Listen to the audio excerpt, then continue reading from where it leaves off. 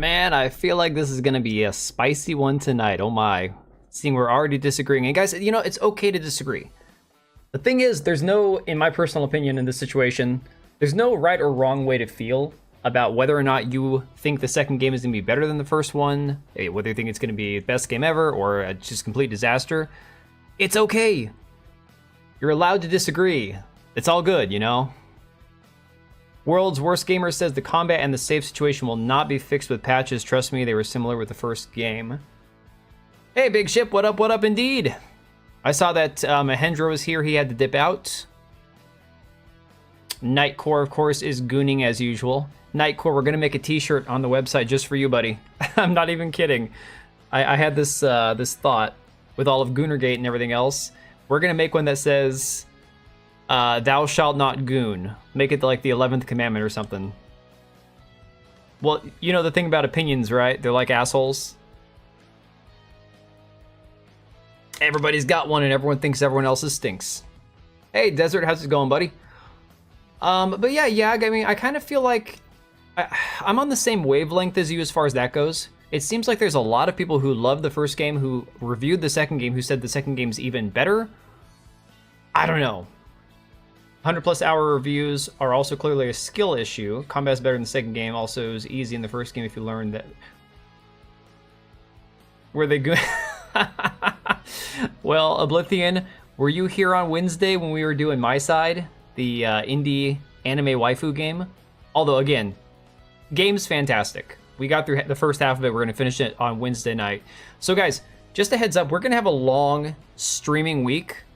Because tonight we're just going to kind of talk about the Kingdom Come Deliverance 2 situation, discuss the reviews, discuss all the stuff coming out about it, as well as I've got a video I've already recorded coming out tomorrow morning talking about this same stuff we're going to go over.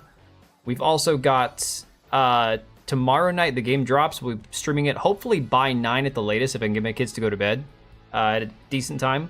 And then, of course, Wednesday night we're going to finish My Side and then back with more Kingdom Come 2 on Friday. So it's going to be a busy week. Got a lot going on. Eternally gooning. Yeah, exactly. Anyways, guys, before we get started, I just want to remember to give MetaPCs a shout out. I keep forgetting to plug, you know, my discount and everything with them. And I haven't sold a computer yet this year. I'm really hoping to beat last year. I sold 2 PCs for them, both in the second half of the year. If you guys are needing a PC, go check out MetaPCs. I know the owner personally. He's a cool dude, a very awesome guy. And of course, their computers are top notch, all built here in the United States. US-based customer, you know, service and tech support. So if you need to get a PC and you want to get something fun, go check them out. They've even got the 5090s, which I will never be able to afford, but that's okay. Doesn't have to be for me, right? It can be for somebody else. There are definitely some fans in the chat. What are we talking about? Oh, of My Side, yeah. It's still clunky? Well, okay, so let me kill the music. Hang on. Because I have some thoughts on that too, because I have personally struggled with some of the combat in the first game as well, but part of the problem that I have with the combat is the fact that I haven't personally put in the hours to get really good at the combat in the first game. Once you start getting good at it, it starts making more sense and it doesn't feel quite so clunky. Yes, there are parts of it that I don't love that almost feel like it's trying to be too realistic, and that breaks the immersion because it's not realistic, because it's not real life, obviously. But in general, I think the longer you spend at it, the better you get at it, like anything else. We are live, Patriot. We are live. If I was in the US, I'd consider it. Okay. Yeah, Burner's been here. Well, Burner is Desert Fox, so you got to remember, it's Burner that's a Desert Fox, right? Burner, you're messing with me, dude, because I know you as Burner on Twitter, but I'm pretty sure you're Desert Fox here on YouTube. Oh man, you're screwing with my brain now. Anyways, long and the short of it, what we are currently looking at is Kingdom Come Deliverance 2. No, y'all are a bunch of smartasses. Look at you. Has there been any new indie games that became popular like My Side? I don't think so. Although there's a lot, I've seen a lot of indie games being featured on Twitter right now because a lot of people are doing that whole 15 seconds of my indie game thing. And there are a lot of really cool looking indie games. I swear, there are some awesome looking ones. You were hoping for a midnight release. Nah, dude. I appreciate you hanging here, Patriot. I really do. Yeah, I knew Burner was Desert. Okay, there you go. You play Souls-like games and you know clunky. This different kind of clunky, as in bad. Fair enough. Okay. And again, yeah, we're all gonna have a differing opinion about some of that. I honestly, I found some of the parts of combat in the first game to be clunky. You do the practice for an hour using real weapons, not practice, you get better faster. Also, you can repair mount. Dude, something that I've found helps a lot is doing that tournament that they added in the DLC. That really helps you level up a little bit faster. It gets your combat and defense skills leveled up faster. And I mean, it's a good way to get experience in the game.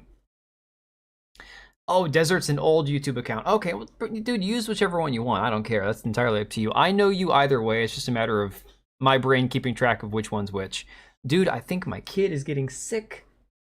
Sneezing in the other room. I gotta check and see if it's snowing. Hang on a second, guys. It's supposed to snow tonight. I have no idea how much.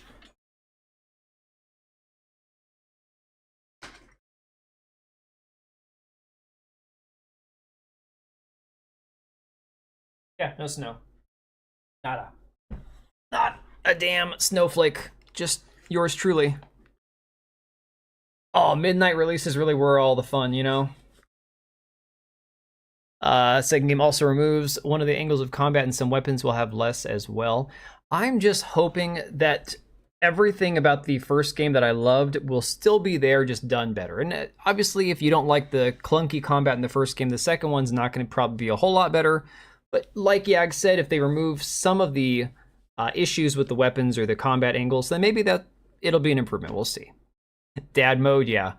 Eternal dad mode over here. Anyways, let's go semi-full screen. I don't think I've got any bits and pieces hanging out on here. Not gonna dox myself. I think it was Nightcore on Wednesday was all like, I have your IP address, I have your address. I'm like, well, shit, man, don't share it. I don't care if you do, just don't give it to anybody else. All right, so kind of tracking along with how this entire drama has unfolded. I saw this game drop in and out of the top 10 several times, right? And personally, I don't know that it had anything to do with the controversy between Daniel Vavra and, you know, pissing off the fans and fighting with people online and trolling trolls and all this other stuff. I don't know how much effect that actually seemed to have on the game, because a lot of people were like, I'm canceling my pre-order, I'm refunding the game. And then the sales went up. It started moving up the charts when people were saying that. Then it dropped back down. So I think there's a certain amount of this that's just normal ebb and flow of how things go. But the game is currently sitting at number 1. I think it is still sitting at number 1. If we refresh, yeah, the game is sitting at number 1 ahead of all these other titles, some of which are coming out in February as well. See, I wasn't digging the one Sniper Elite game that I played. I think I played Sniper Elite 5, and I just was not having a good time with it. You know what planet I live on? Oh, shit, I'm screwed, man. Screwed! Oh, let me see. Well, the game critics are beating out women right now. Oh, man. I feel sorry for women. Although, to be fair, a lot of game journalists are women. Or at least they have feminine energy, I believe, as they say now. They're spiritually female. So, I went ahead and wrote this up at work today when I was supposed to be working, but the good news is I am my own boss, so I was working for myself at that time. Another indie game is like the original Resident Evil games. It's called Signals. It's really good. Yeah, but Nightcore, knowing you, it's another Gooner game, man. And I already got to get some anti-Gooner merch going. Like I said, I want to get a Thou Shalt Not Goon shirt or something put together. I think that'd be pretty freaking funny. Because of the weather, state, town size, and one Mexican woman who works at your grocery store. Ha! False. There are no Mexican women who work at my grocery store. Although, oh, excuse me.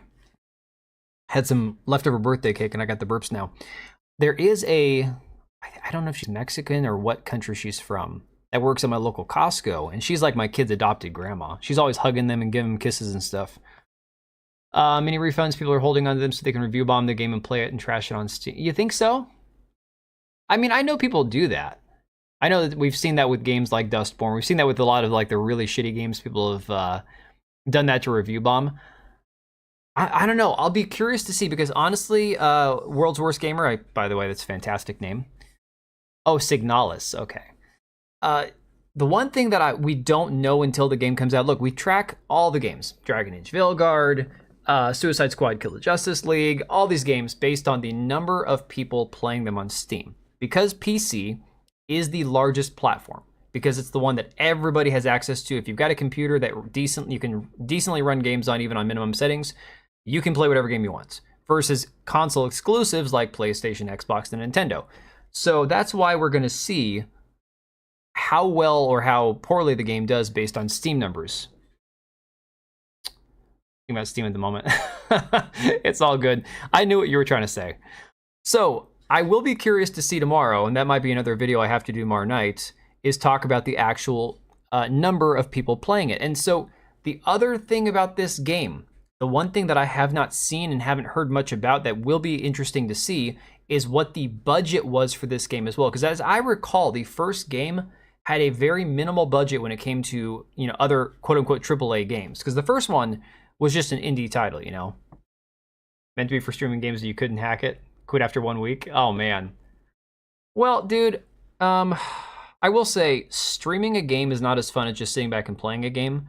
But if you enjoy talking with people, then talking while you're streaming makes the game more fun. Unfortunately, it makes it really hard to focus on the game as well. I've had that problem many, many, many times, where I'll look like a bumbling idiot playing a game on stream. I'll go and play a game on my own and just breeze right through it. And it's like, yeah, I'm playing with like half my attention span going. So anyways, yeah, I'm very curious to see how this all shakes out when it comes to the actual number of people playing the game on Steam. So we're going to go through my little article I put together, kind of, recapping everything. And then we actually have, I think it's Luke Stevens. I wanted to go through part of his review video. We've also got a couple of the contrasting reviews, one from Eurogamer giving it a really shitty score, and IGN giving it a positive score. They gave it a 9. And it's really funny given the fact that Lena Hafer, the person that is the trans individual at IGN, who gave Veilguard a 10, gave Kingdom Come 2 a 9, but didn't mention anything about inclusivity, diversity, gay characters, none of that. It was purely on the game alone. So I find it very interesting that we're seeing contrasting reviews for different reasons from people on the same side, essentially. Because remember, IGN, Eurogamer, all these sites, PC Gamer, they're all owned by a handful of companies, and they're all told what to think and what to say. That's why you really can't trust games journalists, especially when they're reviewing games. Let me see here. So, I wrote Kingdom Come Deliverance 2 skyrockets to the #1 spot on the Steam sales charts, and that's the funniest thing was I didn't realize it happened truly overnight. At one point it was like number 10, number 8, and then all of a sudden it was like #1.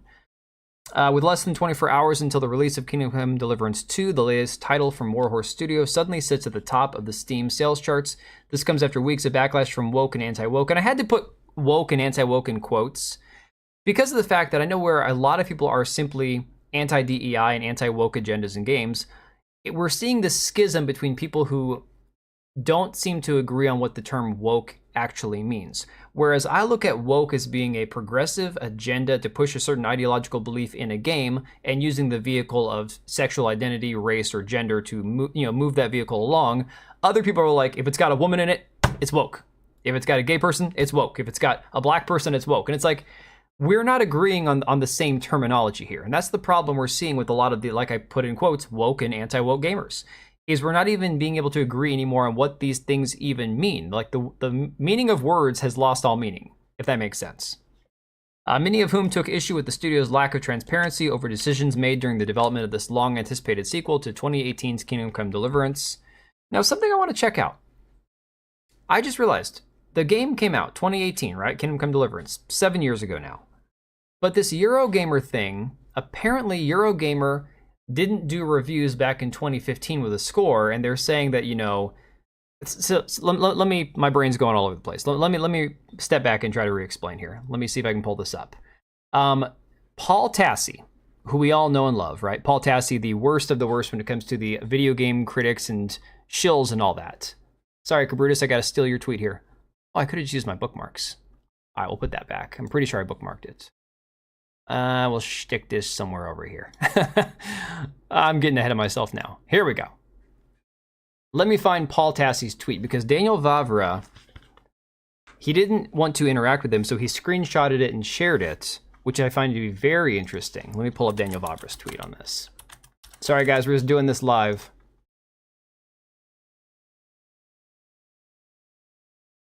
Oh, I could just go to Paul Tassi, but he's got me blocked. I guess I can still see the tweet.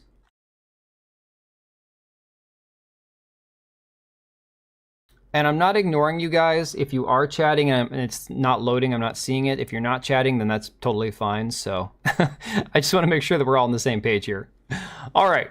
So Paul Tassi, not that one. That's the chat. Here we go. Paul Tassi. Somebody say goon if you're still there. I want to make sure the chat's still working. I'm going to hit refresh. Okay, we're all good. Perfect. Seems like none of them did any articles on the game. Hey, Nightcore, if you're over on IGN's website, check out and see if they have a review for the first Kingdom Come Deliverance game. I'm curious what IGN gave Kingdom Come Deliverance 1. So, if you see this tweet here from Paul Tassi, it says, "Man, just take the win." And this is Daniel Vavra saying, "You trusted your trusted source of gaming news. Last time they refused to give us any score." So this was from a tweet Daniel Vavra put out there, showing their original score for Kingdom Come Deliverance from Eurogamer, and it didn't have a score. It said to be determined. So this was, again, a game that came out, as far as I remember, in 2018, right? Our chatting's too loud. It's all good. Guys, I did this like a few weeks ago where you were all talking and my chat didn't refresh, and I'm just sitting here for a half hour talking to myself, and you're all like, "Look at this asshole." He's too good to talk to us, and I had no idea. Nothing was coming through, so I just can't be too safe these days. All right, so Paul Tassi's complaining about Daniel Vavra, complaining about Eurogamer, because of the fact that the game at one point today had a Metacritic score of 90, okay? He says, also, Eurogamer wasn't doing scored reviews back then. The thing is, I thought that somebody said that this was back in 2015 that they weren't doing scored reviews, but the game came out in 2018, so I don't understand where the conflict is. There's conflicting information here. First game cost under $37 million to develop. I'm guessing the second is close to 80 to 100. Yeah, the second game is going to be chunky. The second game's budget is going to be, I would imagine, significantly higher than the first. But of course, Paul Tassi's just being a salty bitch about this, right? IGN gave Kingdom Come Deliverance 1 okay, so they gave the first one an 8. Second one a 9. I know that World's Worst Gamer says that's too high, but I think that makes sense. I think that honestly, the numbers track. If there are other improvements on the game, I think the numbers track. And you can see currently the game's sitting on Metacritic at 87. I think all the critic reviews are in for now. So that's the review score that we have from the critics, across the board. Let me see here. Paul's it censored Burner. Burner says Paul's a jackass. Yep. Doesn't matter what's woke and not anymore. Hey, Tekla, how's it going, dude? It might be that 1 year from now, even games like Baldur's Gate 3 will be rejected. The pendulum thing is real, 100%. And Tekla, it freaking sucks, man, because honest to God, the entire point, as I saw it, of this whole anti-woke, anti-DEI movement, Gamergate 2, and I wasn't here for Gamergate 1, so this is very different from the first time around, was that we were sick and tired of political ideologies and gender ideology being funneled into our games to where every game you turn on has pride flags, and every third character is non-binary and every character is ugly. Like, it was an overall mushball, if you will, of all these different ideologies being pushed as a vehicle, like I said, to push an agenda. And that's my definition of woke. They're trying to force an agenda through all these different means of sexual orientation, gender, and race. Just having a female protagonist, people wanted, like, when I defended Hellblade 1 as not being woke, people were like, oh, it has a female protagonist, of course it's woke. I'm like, did you play the game? Now, Hellblade 2 definitely was, if you could call it woke. It definitely pushed a lot more of this strong, independent woman message, and the girl chief that you meet, and Senwa's all like, oh, she's so strong, I want to be just like her. Yeah, the second game was definitely leaning woke, no question there.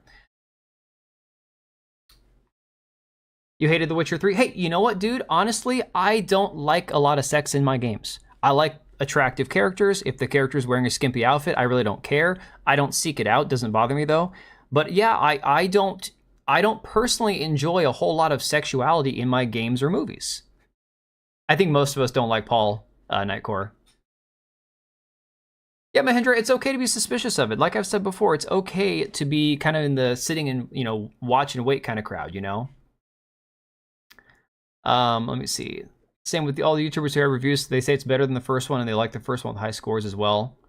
Yeah, dude, we're gonna get into it in a second. There's a lot of very positive reviews coming out of YouTubers. Patriot gets censored on YouTube. It says yes, less sex, please, in all caps. Dude, I 100%. Like, for me personally, I don't get any value out of sex and nudity in movies. I don't. And it's not like some prude thing. Well, to a certain degree it is, because I'm like, okay, if it was my wife, my mom, my daughter, or whatever that was naked in a movie, I wouldn't approve. So why would I think that it's okay for somebody else to do it when I wouldn't approve if it was my own family, right?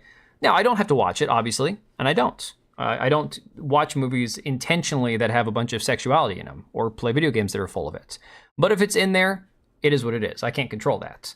But yeah, I definitely don't feel like it adds much to any movie. Is there a third option I can choose? No, you can't, Candace. You have to go with the two that I have. You see a lot of glazing and no specifics from the early review credit. There are. So there's a lot of actual. So we're gonna check out Luke Stevens' review, but there's actually, if you avoid some of the ones that have spoilers, which unfortunately I'm trying to avoid spoiler reviews, there are a lot of people who have a lot of comments about specifics with the game. Best option's not voting. Hey, now you're seeing where America's been for a long time, man. With romance, you want genuine, hard-earned romance. Sex is not required. You'd love to see strong masculine friendships instead. It's by far better. Yeah, for sure. Female protagonists are in dating sims, and those people don't call it woke. Target for gooners and teenagers. You can't trust all women, nor can you trust... Well, then you might be safer to say trust all women than trust all game critics. Because let's be honest, if we're talking game critics, and I meant like media personality, like access media, I wouldn't trust any of them. So, Luke's a shill? Yeah, possibly. Okay, so from what I've seen, actually, I've got a clip that I saved. I was going to use it in one of my Assassin's Creed videos. Luke may be a shill. You may be very right about that. But he is willing from time to time to actually criticize games like Assassin's Creed Shadows. No, you don't have to trust me. That's okay. But for real, he, in his video talking about comparing it to Ghost of Tsushima, said that Assassin's Creed Shadows tried to do everything Ghost of Tsushima did, but it didn't do it as well, and all it did was make him want to go back and play Ghost of Tsushima. So, again, really, Luke Stevens may be a shill, but he's also willing to say the negative things out loud that other people may not be willing to say. Hard dressed, they're no different from game critics. Lukewarm Stevens. Fair. I think it's easy to have the right opinion as long as you always make sure you go with the flow. Even women get jealous of fictional women. I guess it probably depends on what context. All right, well, we'll go ahead and end the poll and see where we're at. Believe all game critics, beat out believe all women. That's terrible. Oh. Luke and Jokers like shill up. Oh, you mean skill up, yeah.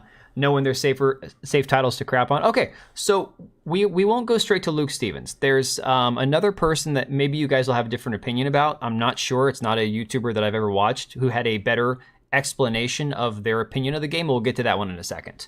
So, of course, I said much of the conversation around the title has involved Daniel Vavra, co-founder of Warhorse, creative director. He's not shied away from defending the choices that were made in the developing the game, and at times has been outright hostile with many of his critics online.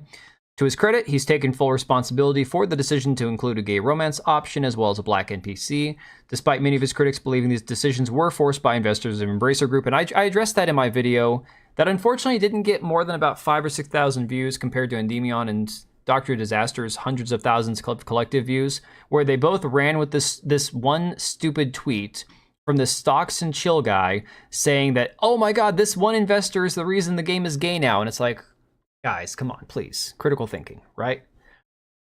That being said, while many people believe that retconning Henry to allow for a gay romance option would have a serious impact on the sales of the game, and I say again, we have to wait and see on that. I'll be very curious to see the player numbers at peak tomorrow, so we'll just have to wait and see. It doesn't seem to be having any immediate effect. The game has been inching up the top 10 on Steam sales charts for weeks, and any attempt at a boycott has proven to be less than successful. Now, I will say I have not seen a quote-unquote organized boycott, but I do there are a lot of people who have been in Daniel Vavra's replies that are all collectively saying, yeah, I'm not buying the game, I'm not buying the game. That's more or less a ununified boycott of sorts.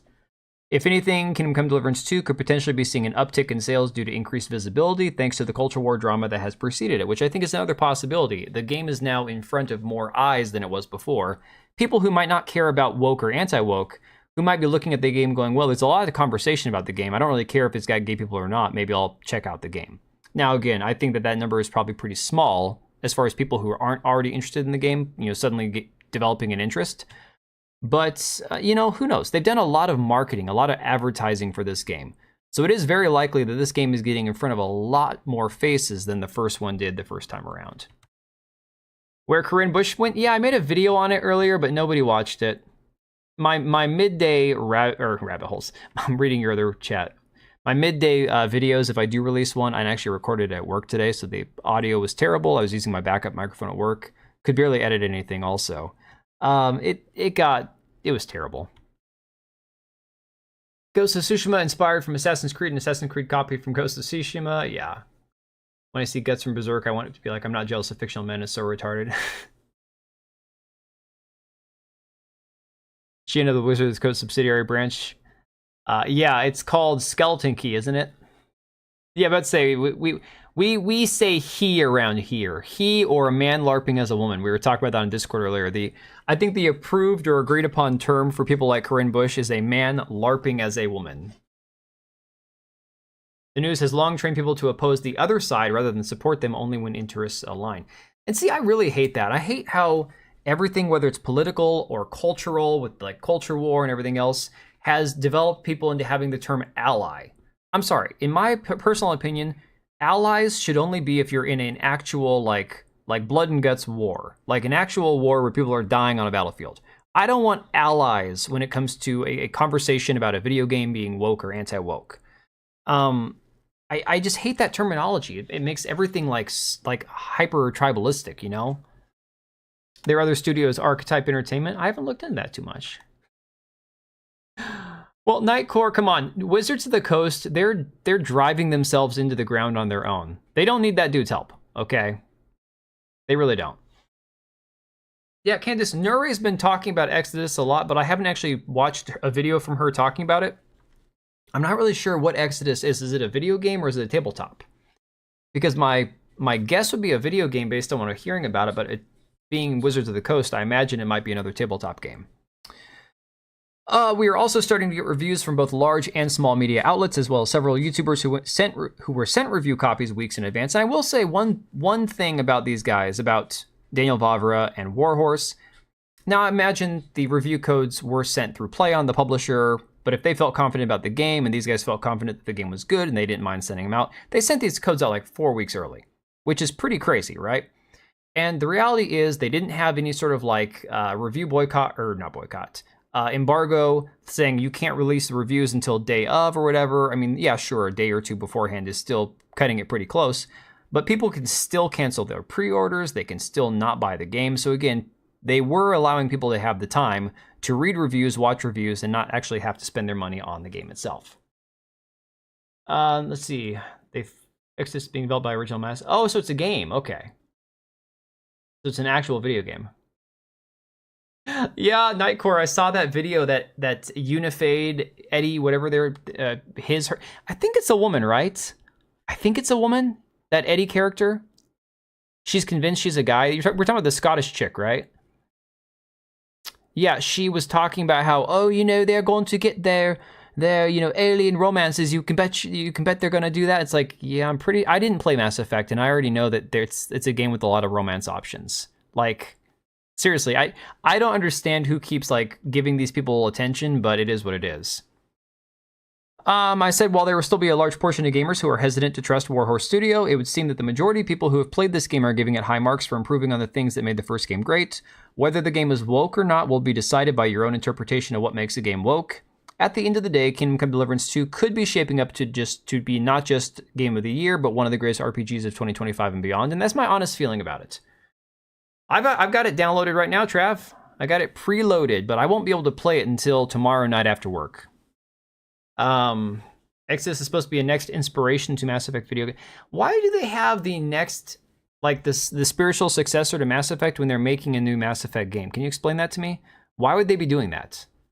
Is it because it's not technically connected to Mass Effect? Exodus looks cheeks BioWare's cooked years ago.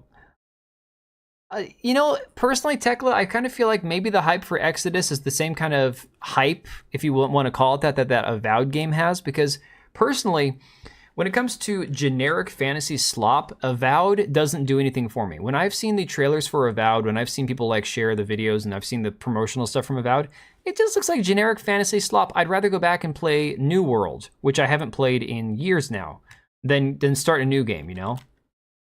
Check it out for yourself. Let's go ahead and pull it up before we continue on this. I'm going to find the trailer for Exodus, and we'll watch it real quick, because I'm very curious now. I don't need 2 tabs. What are we thinking? What are we thinking?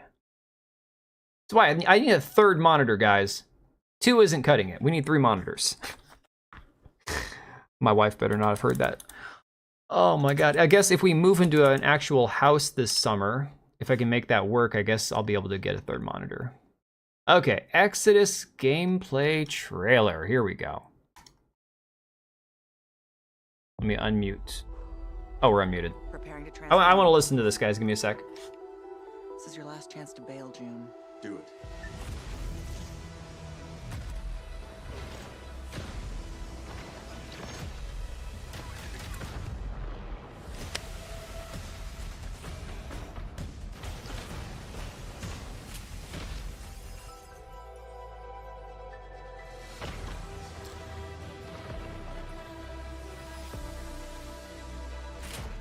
Weapon is a hell of a way to greet your new partner. Oh, I do remember this. Hang on a second. Hang on. Explain to me something. Archetype Entertainment. Let's go back. Candace, what were you saying about Archetype? Because this is being made by Archetype. She went to work. Sorry, Key. Oh my god, I'm getting mixed up on what gender freaking Corinne Bush is. It's a dude. Exodus is being developed by the original Mass Effect 1, 2, and 3 people. They formed their own studio named Archetype. It just so happens it falls under Wizards of the Coast. Okay, so Corinne Bush doesn't have any connection to Exodus. Because Corinne Bush, he is now working at Skeleton Key, not Archetype. Well, okay, anytime you see World's Worst Gamer, color schemes in games, unfortunately, are kind of like red flags at this point. Yeah. Did I cover Archetype? I recognize these characters, like this character in the trailer now. Presents are the best way to show someone. Yo, Patriot with the 5. It is like this tangible thing that you can point to and say, "Hey man, I love you. This many dollars worth." Beware of Exodus.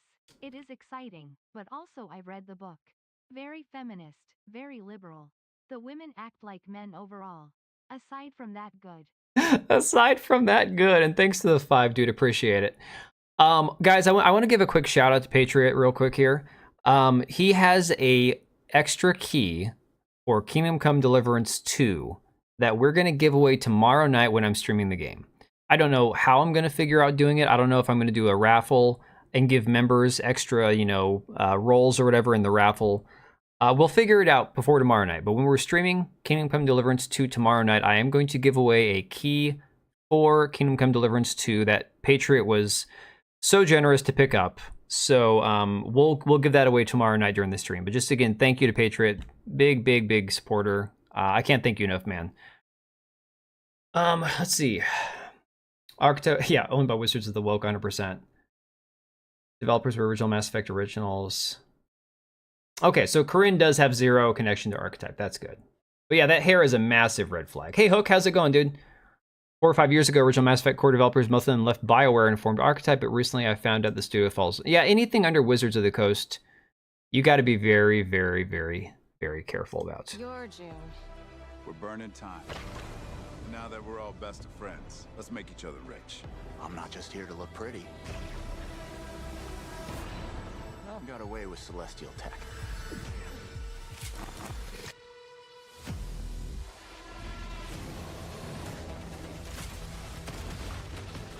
I'm not sure how I'm feeling about this.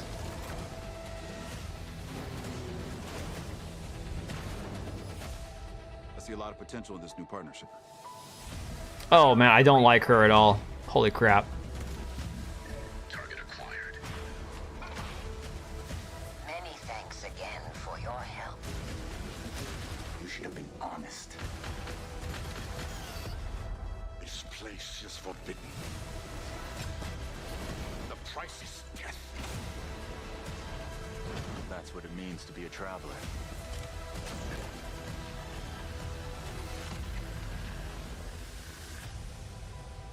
You know, honestly, that doesn't do anything for me. I can see why some people would be excited about it, but personally, I don't know, it's not doing much for me.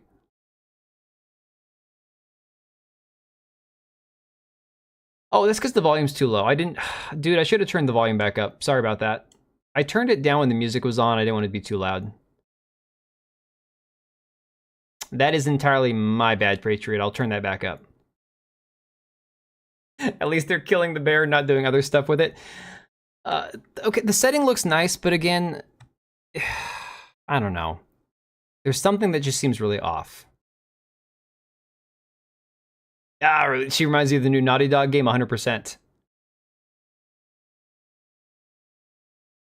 Can we shag? No, we're not shagging the bear. I don't think it's that kind of game, to be honest.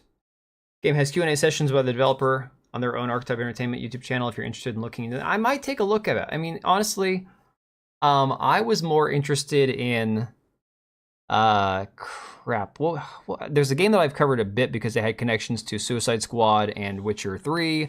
Sorry, not Witcher 3, the Witcher TV show and everything else. Due to like casting directors and all that. I cannot remember the name of the game. I've done an article on it though. It's been a while. When you cover all this stuff, it's like, holy crap. There'll be something I covered 6 months ago that I will forget that I covered because the news, either like it's completely slow and you have to search for stories to find, or they just keep hitting you one after another to the point where you can't keep things straight anymore. It gets to be like insane. Hey, Red Merlin, how's it going? Oh no, Candace, I think a lot of us are split. I've purchased the game. I've got it preloaded. I think there's a lot of people in the chat that are probably pretty split on whether or not they want to buy the game, whether they're thinking it's woke, whether they like Daniel Vabra's response. Where I mean, there's, and I think all opinions on this entire situation are very valid. It's really well written. The world building is great. Just women and men are super sex obsessed, and women are just as competent or more competent than men. That's very strange. It's talking about this game being connected to world. Yeah, Wizards of the Coast. James Olin made sure it was in his contract with Wizards of the Coast that they cannot have any say in what is or isn't in the game. Oh, that's interesting. Blood of the Dawnwalker looks promising. Not gonna lie, it looks very interesting. But we are going to we're gonna have lots of people claiming that the game is woke the minute that they see any character who's not white or possibly gay or whatever. Same Red Merlin. I'm excited. I'm hesitant. I'm hoping my computer runs it without a hitch. But I'm also seeing that people said that the game ran better than the first game did on their computer, and it's the first game's 7 years old now. So who knows? I'll be very curious to see kind of like how. My biggest concern is not woke. It's not combat mechanics. It's purely optimization. Honest to God. To show someone how much you care. It is like this Lugia with the 5. Thank you, buddy. And say, hey man, I love you. This many dollars worth. Ooh, that's a good The question. $1 million question is, who is hiring Kareen from Wizards of the Coast? Is it the CEO or the hour? They should get fired. Yeah, HR. Well, I mean, HR, I've never been in a company that had HR. I've been self-employed or worked with my family my entire life, so I've never had a real job. And the more that I think about that now, the more of a blessing it really is. I would imagine, and thanks again for the 5, Lugia, you're awesome, dude. I would imagine that it was, okay. How many positions are there under the CEO of a company like Wizards of the Coast? Because she is a game director. I gotta stop calling. I can't with the name. If we need to go back to calling Corinne his actual birth name, the dead name, because I'm sick and tired of these people that are confusing me whether they're a man or a woman. It's freaking annoying. So if Corinne got the job as game director at Skeleton Key, there had been somebody relatively high in the company that gave him the job, right? You woke up, stubbed your toe, waved your hands in anger, and accidentally ended up opening the stream. Dude, you did all that just for me? You could have just turned, like, the stream on. You didn't have to hurt yourself, dude. You hate people saying that just by seeing one gay or something that's not white, you don't... Yeah, no, but there are a lot of people who are like, the minute they hear that there's a gay character or something, it's like, oh no, this is woke. Well, Candace, the thing about it is, people are freaking out because Daniel Vavra, famously in the past, was questioned about it, and he's like, why would I load the game full of black people? The game takes place in Bohemia. It doesn't make any sense. There's not a whole bunch of black people in Bohemia. The game is being based on actual history, not like Assassin's Creed Shadows. Holy crap, guys, Assassin's Creed Shadows, that's a whole nother one. Let me grab... I cannot open my bookmarks on stream because there's too much of Kanye's wife. Is Bianca his wife? I was trying to grab some of those for a video on my podcast channel, and some of them I think are safe for YouTube, but you just never know. I don't know. Let me see here. Oh, Patriot, I just saw your message. Yeah, we'll figure that out, buddy. You're kind of reading my mind as far as that goes. Let me see. Bookmarks. Twitter just went through if you pay for premium and changed everything. Like, holy crap. Oh my god, I gotta pull this one up for you guys. What do you guys think about this shit? Okay? What do you guys think about this Black History Month Halo garbage? Oh, not to mention my state is retarded. Washington State is getting worse by the minute. Oh, here it is. Okay. This right here is something else entirely. So, did a video that actually did really well, and I hate it because the video sucked. Talking about Assassin's Creed Shadows art book that got leaked online. And apparently, not just in that art book do they call Yasuke flamboyant, and do they have the non-binary character, but Francesco Solbach, who writes for That Park Place, put this tweet out that says, this might indeed anger Japanese people. It's speculated that it was actually Mori Ranmaru who seconded Oda Nobunaga and assisted him in committing seppuku, not Yasuke. This is beyond ridiculous, Ubisoft. So this artwork here, again, this should be official artwork from the game if you get the art book. You've got Oda Nobunaga down here and Yasuke standing over here on the side. And again, anybody who's paid attention to like Andrew Bush, thank you, Patriot. Whew.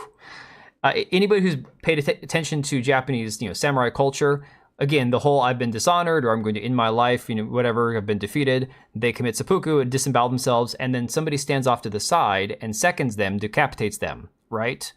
So that they don't actually end up, they don't kill themselves. They're the person literally kills them by decapitating them. So apparently, this is in the art book. It says the moment that Oda Nobunaga commits seppuku, as the Hanoji, sorry, I'm going to butcher these names, temple burns down around him, with Yasuke serving as his second and Naue lurking in the far right doorway, is certainly one of the most intensely dramatic in the entire game. Opposite page bottom, using parkour to explore, blah, blah, blah. Okay, fine, we don't care about that. But apparently there in the game, this artwork depicts Yasuke as seconding Oda Nobunaga when he's defeated in the temple that's burning down, when it was actually a different Japanese guy entirely. Okay. You guys spammed on Facebook with Black History stuff even though they know you don't want to hear about it? Yeah. Oh my god, they're fatherless. I mean, statistically, you're not wrong. Hey, John, how's it going? Gonna suffer more than any other entertainment industry because games take the longest amount of time in the oven, everything. Oh, dude, for real. These 6 to 8 year development times are absolutely insane. Yeah, dude, honestly, the pronoun thing, can I explain the difference between pronouns and a gay character in my personal opinion? And I know there are people who are like, if it has a gay character, it's woke, No, dude, it is this, I normally just use Chapstick brand chapstick, but this is that Burt's Bees crap. I don't know if you can see that or not. It's like peppermint. It's super spicy, but it heals really fast. Yeah, this is insane shit though. So anyways, pronouns in a game, to me, is not like having a gay character. Pronouns are agenda-driven, 100%. Because nobody prior to the LGBTQIA plus movement, nobody prior to gender ideology being pushed in gaming cared about declaring their pronouns. There were always gay characters in the games. Nobody gave a rat's ass about the gay characters. You know, it was just a thing. It existed. Because YouTube. Hey, can we Oblivion? Can you translate for me, dude? Appreciate it, man. No, Candace. Actually, Oblivion does speak pretty decent Japanese. If they make Nobunaga a bad guy Templar that gets cut down by Yasuke, just imagine the content. Oh, please tell me that is the case. Holy crap, that would be amazing. Although it's really funny, I guess. From some of the stuff I've seen floating around out there, I don't know how historically accurate this is. A lot of people said that Nobunaga really wasn't that good of a guy. I mean, just from things that I've read online. I don't know if that's true or not. They say he was eccentric. He was obsessed with Western culture. He liked to dress like Westerners. But you can use Google Translate, yeah. How much more false is? A lot, apparently, but that's just what this artwork is showing, and that's what it's saying, is that he was the one who seconded him. And as these stories, as the actual history that we all studied and looked through, doing all these videos and all these articles about it, the only thing that mentions Yasuke when, in terms of Oda Nobunaga and the temple and him committing seppuku and all this other stuff, is that he was there, he was captured, they let him go because they viewed him as an animal and didn't say that he wasn't even worthy to fight, essentially. Find a Nobunaga reference in all anime, apparently. He was like every other feudal lord before him. Off the wall and bulldozing everyone around him. All right, well, fair enough. Like I said, I don't have a Yasuko as a baggage carrier. I don't have a personal, like, historical reference to pull out of my ass for Nobunaga. I have not studied him in depth, other than the stuff I've come across when talking about this Yasuke situation. But again, from everything I've read, there's no chance in hell. But NS, I just saw your DM. Holy crap, dude. Oh my god, man. You always crack me up, though. You know what makes me laugh, good, bad, or otherwise. I can already see IGN headlines. We love Assassin's Creed Shadows as a brave black protagonist rids the Japanese lands of Chud Ode. Oh man, NS, I'm glad that you're back, dude. And even if you need to take another break, dude, whatever happens, I'm happy when you can be here, dude. I really appreciate it. Take time to type, but they're talking about the Ubisoft Yasuke situation. Okay, yeah, 100%. So that's a thing. I just had to bring that up because I saw that and I'm like, this is absolutely insane, right? But of course, you have this post from Halo, okay? And Old Man Grimm tagged me in this, so I had to bring this up on stream. I was going to cover this maybe in a video, but I don't think it's worth making a whole video on. But if you guys know anything about the Xbox grifters, the race grifters who are part of like the Xbox podcasts, Khalif Adams has his Spawnies Award. He has the Spawn on Me podcast. Danny Pena and his buddy Paris, I don't know his last name, are part of this podcast where they get all this information from Xbox and they're Xbox insiders, right? So the three of these guys collectively are a bunch of race grifters who all get free shit because they talk to Xbox exclusively, right? So Khalif Adams is over here going, love it, love for Bungie to continue this spotlight. Now here's the problem. Bungie hasn't been part of Halo for like, how many years now? 5 years? I mean, I'm over here going, Bungie left Halo to 343 Industries or Studios, whatever they call themselves, and they rebranded it Halo Studios back at the end of Halo Reach. So then you had Halo 4, 5, and Infinite since then. And this man, Booty Adams, yeah, thanks Hookie, Booty Adams, can't even freaking remember who he's talking about here. But he's the first person to beg for keys online. He's the first person to beg for game keys online so he doesn't have to spend his own money. Offended about Nobunaga being beheaded, Yasuke is a baggage carrier and he was not a legendary samurai. I mean, all true. All things that are true. Yeah, 343. Bungie went on to do Destiny and Destiny 2. Continue to love seeing teams embrace diversity and various cultures with their work. Thank you, Halo team. The funniest thing, too, is this Black History Month thing. It looks like something like Latino. I don't understand. Are they going for like an African color scheme? Is that what they're going for here? Because to me personally, this looks like Mexican Heritage Month or whatever they do for that. This doesn't, like, I don't see this and think African. Maybe I'm crazy, I don't know. Yeah, he's 100% a beggar. Whether it's game controllers, whether it's, you know, keys for games. He did that with Dragon Age Velguard. He's like, oh, I'm hearing that it runs really well on PC. I need to get a key somehow. And then he got hooked up with some other third-party site that sent him a key. And look, I get keys all the time. I get keys from Keymailer for like indie games. I got a key for Atomic Heart. We got to play that in a couple weeks on Indie Night. You know, I get keys too. But I'm not out here begging for keys from different companies publicly online. I bought my copy of Kingdom Come Deliverance because I'm going to play it. I bought my copy of Elden Ring full price. I bought my copies of Legend of Zelda Tears of the Kingdom and stuff. I'm not out here begging for free shit. Watch Fresh Prince of Bel-Air scene where Will Smith cries about his dad. The part where he goes, how come he don't want me, man? Dude, I did not watch Fresh Prince of Bel-Air growing up. I did watch like the Cosby Show and stuff, but I never saw Fresh Prince. Like, I've seen reruns now. My wife grew up watching it. African tribal colors like main slavers too. Oof. Even pirates never beg for the game because they can't afford it. Yeah. Moody Adams. Dude, honestly, and I'm extra salty about Khalif Adams and everybody else that runs in his circle because he's buddies with Danny Pena, and Danny Pena and his wife tried to file a false privacy complaint against me over covering them and their stupid DEI firm that they've got. And I'm like, screw you guys. You know what? All you guys do is sit online complaining about, you know, being black all day and how it's so hard to be black while gaming. Well, none of the rest of us care if you're black, but you guys are obsessed with your own race. It just drives me insane. So I've got an extra like bone to pick with this dude.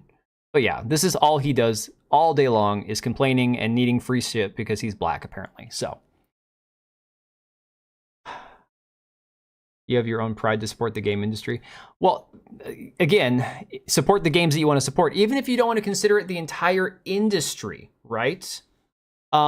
If you have a studio that you want to support, or if you have a specific developer or an indie studio you want to support, that's fine. Oh my God, dude. Black Cat, the thing is, the MLK stuff I knew 2 years ago, okay?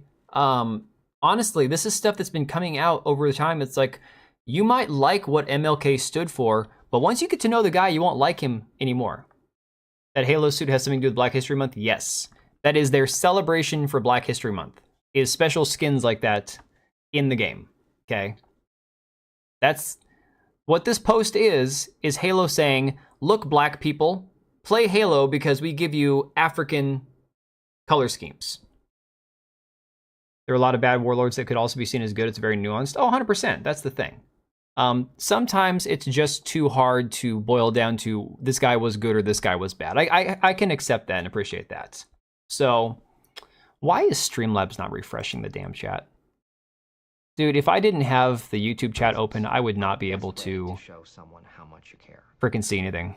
It is like this tangible thing that you can point to and say, hey man, dude, world's worst gamer with the dollar. No message, but that's okay, man. I appreciate you.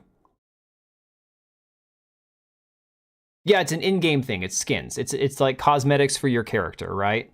Despite the fact that Master Chief can be black, he can be white, he can be Asian, he can be whatever you want to be, because he never takes his helmet off the entire time. So it doesn't matter what race he is. I mean, Master Chief is the perfect character to identify with, because all gamers should be able to identify with him. You know, he's just, I mean, you're not supposed, I don't look at games to identify with, but if you're going down the route these people do, there's no reason to try to like race or gender bend, you know, Master Chief, because he's just a big ass dude in a big ass suit killing aliens, you know? Candace, Halo 1 and 2, in my personal opinion, are the absolute best. Halo 3, I didn't care for. I really loved Halo Reach, but there's a lot of people. There's a lot of people that are big Halo 3 fans, and I think it's a generational gap. One of my moderators, he's a Gen Zer, and he grew up playing Halo 3, whereas I grew up playing Halo 1 and 2. So for me, I look at Halo 2 as peak Halo, you know?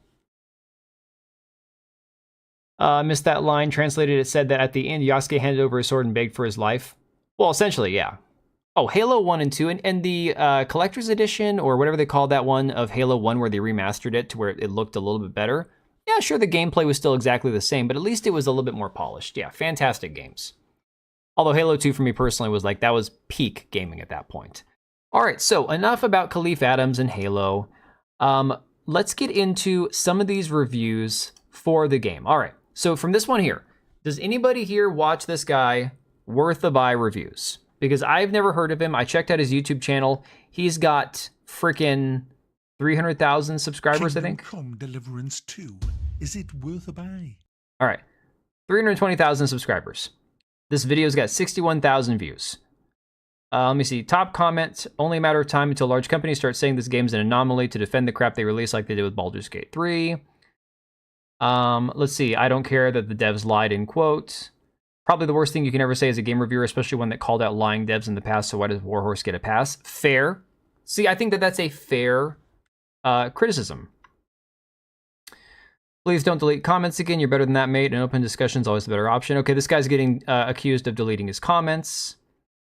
There's a difference between optional homosexual side quests and Veilguard, which is just constant waffling about current political hot buttons. Also fair, also true. The game gives you the option to commit sodomy, adultery, murder, theft, etc., but does it also give you the option to repent, confess sins, do penance, forgive, pray, fast, marry, etc.? To which he replied and said, let me see here. Yeah, it offers a box where you can give money in repentance. You're a gentleman. Although I tried that and I still can't go back to Uzits. It's been like 3 days since I paid 500 groschen and I still can't go back, so I don't know what's going on. Hey, Mr. Hardcore Mode. Thanks for subscribing, dude. Dude, I saw you were streaming that game for a long time tonight. I wanted to pop back in, but I've been so busy since I got home. I'm only like 30 hours into the first game. There's no way. There's no way that we're going to be getting anywhere closer to like finished before the second game comes out. So it is what it is. So, okay, I'm not even going to bother. I don't want to sit through all these video reviews, to be honest. It's going to be like too much. I do not like what he's apparently saying in the video, though. I don't care that the devs lied. Even if he has an explanation for that, I don't know. I feel like that's kind of indefensible. And like I've said before, I feel like people who are definitely on the fence or leaning one way or the other, I think every viewpoint in this situation is definitely valid. If you don't care that they lied, that's fine, but I don't know if I would state that in a review if you're talking about the game itself. I don't know. Damn, that's really rough. Has no actual game mechanics that you've seen. What? Oh, I thought that freaking Civic, that dude that was here, told me that if you pay that, you actually get out of, you can get out of trouble. 5090. Candace, I'm waiting for the 5090s and the 8900s to come out so that I can buy either a 7900 or a 4090 at a decent price. It's long, you don't have to worry about the prequel. Okay, fair enough. Yeah, they'll be littered with reviews. I'm sure there's gonna be lots of them. The thing is, all right, so in order to properly unpack that one statement, if he says he doesn't care that they lied in the video, you have to unpack that entire statement. What you want to do is turn yourself in and do jail. I don't want to do jail time. I'm trying my hardest to avoid doing jail time. Jail time sucks.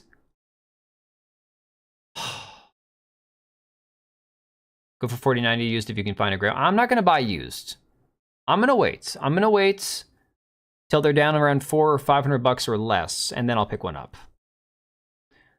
Off put by the dev lying, I guess, lying people not a game for me. That yeah, and again, I don't fault you for feeling that way. Literally waiting for the 4070 to 4090 to go down in price. It could be a while. We're just going to have to wait and see. So my point about this entire thing being a lot to unpack. In reality, the only thing the developers lied about, full on blatant lie, if they were aware of it at the time, in my personal opinion, is the PlayStation or the Saudi Arabia ban.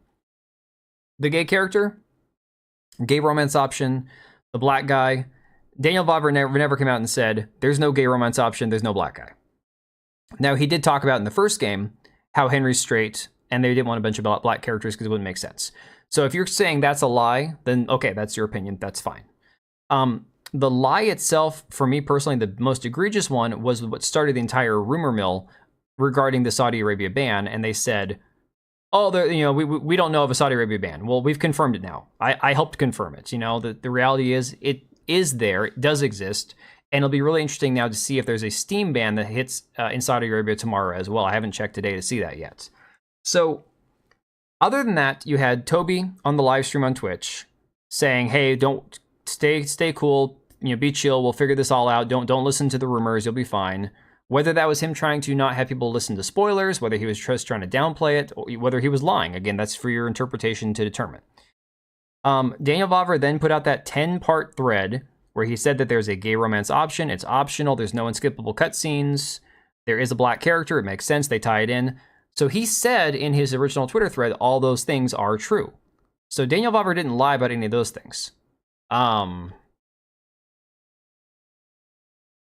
It got banned after their statement, but you got to remember, Road Sweeper, the reason that the entire rumor mill got generated was because of the reported ban from a Saudi Arabian game outlet. So clearly they knew ahead of time that there was going to be a ban, right? So can't find a new RTX 40 of any. What about the 7900s? Is anybody buying Radeon, or is it only going to be NVIDIA's? Because I have a 5600 XT. I'm an AMD guy, so I'd rather, I think, personally stick with like a 7900 or something similar rather than a 4090. Okay, so, all right. Thank you for bringing that up, World's Worst Gamer, because that was something that I forgot about. Code of Conduct. That was done by PlayOn. That was done by the publisher. Then, again, it was finally addressed by Daniel Vavra and other people. They had no control over what the publisher put on the Code of Conduct for Steam. So,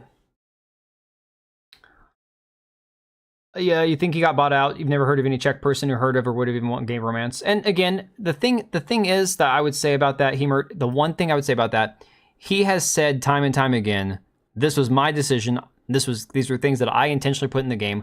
So rather than go down the Embracer made them do it rabbit hole because Vanguard owns 2.4% of Embracer Group, whereas a Saudi Arabian group owns far more percentage of it than that, and the CEO himself owns a bigger percentage of it than that. I've done articles and videos on this as well, talking about the possible involvement of outside sources or, people trying to influence him to put gay and non-white people in the game. It makes more sense to just blame Daniel Vavra because he's the one taking responsibility for it. Because we don't know otherwise, and it doesn't make a whole lot of sense that somebody else could force him to do it, given the fact that the secondary majority, second shareholder in the number 2 spot is a Saudi Arabian gaming investment group. It's not Vanguard, it's not BlackRock. They're all the way down to number 9. So, to me personally, it just seems like Daniel Vavra either put these characters in for a reason as an FU to one side or the other. The thing that I actually find intriguing about it, now I'm not going to play the gay character route because I don't do gay character stuff in my games, right? I don't make my character gay. The thing that I find intriguing about it is they are doing a lot more with crime in the second game. If you steal, if you murder somebody, you get branded and then eventually you get executed, okay? It's a big deal. You don't just go to jail. You don't just pay your money and get out of it. So I would be curious to see how far they go with the punishment for being caught if you pursue the one gay romance option. I'm not saying I'm going to do it, but it will be interesting to see what they go as far as that route, though. Serious theory as to why the second game had gay romance and other stuff. They're not going to make anything compete with the 90s? Okay. Just the that PlayStation. No, not a ban on Steam, but dude, come on, if it's not available on PlayStation Store in Saudi Arabia, that's clearly some sort of Sony yanking it for Saudi Arabia or Saudi Arabia banning it, whatever. It's at that point we're kind of splitting hairs. The reality is not available in Saudi Arabia on PlayStation, and we have to wait and see what happens on Steam as well. So okay, fine. Maybe we haven't proven definitively 100% beyond the shadow of a doubt that Saudi Arabia banned the game nationwide.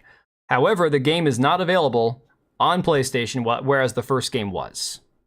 So there is that.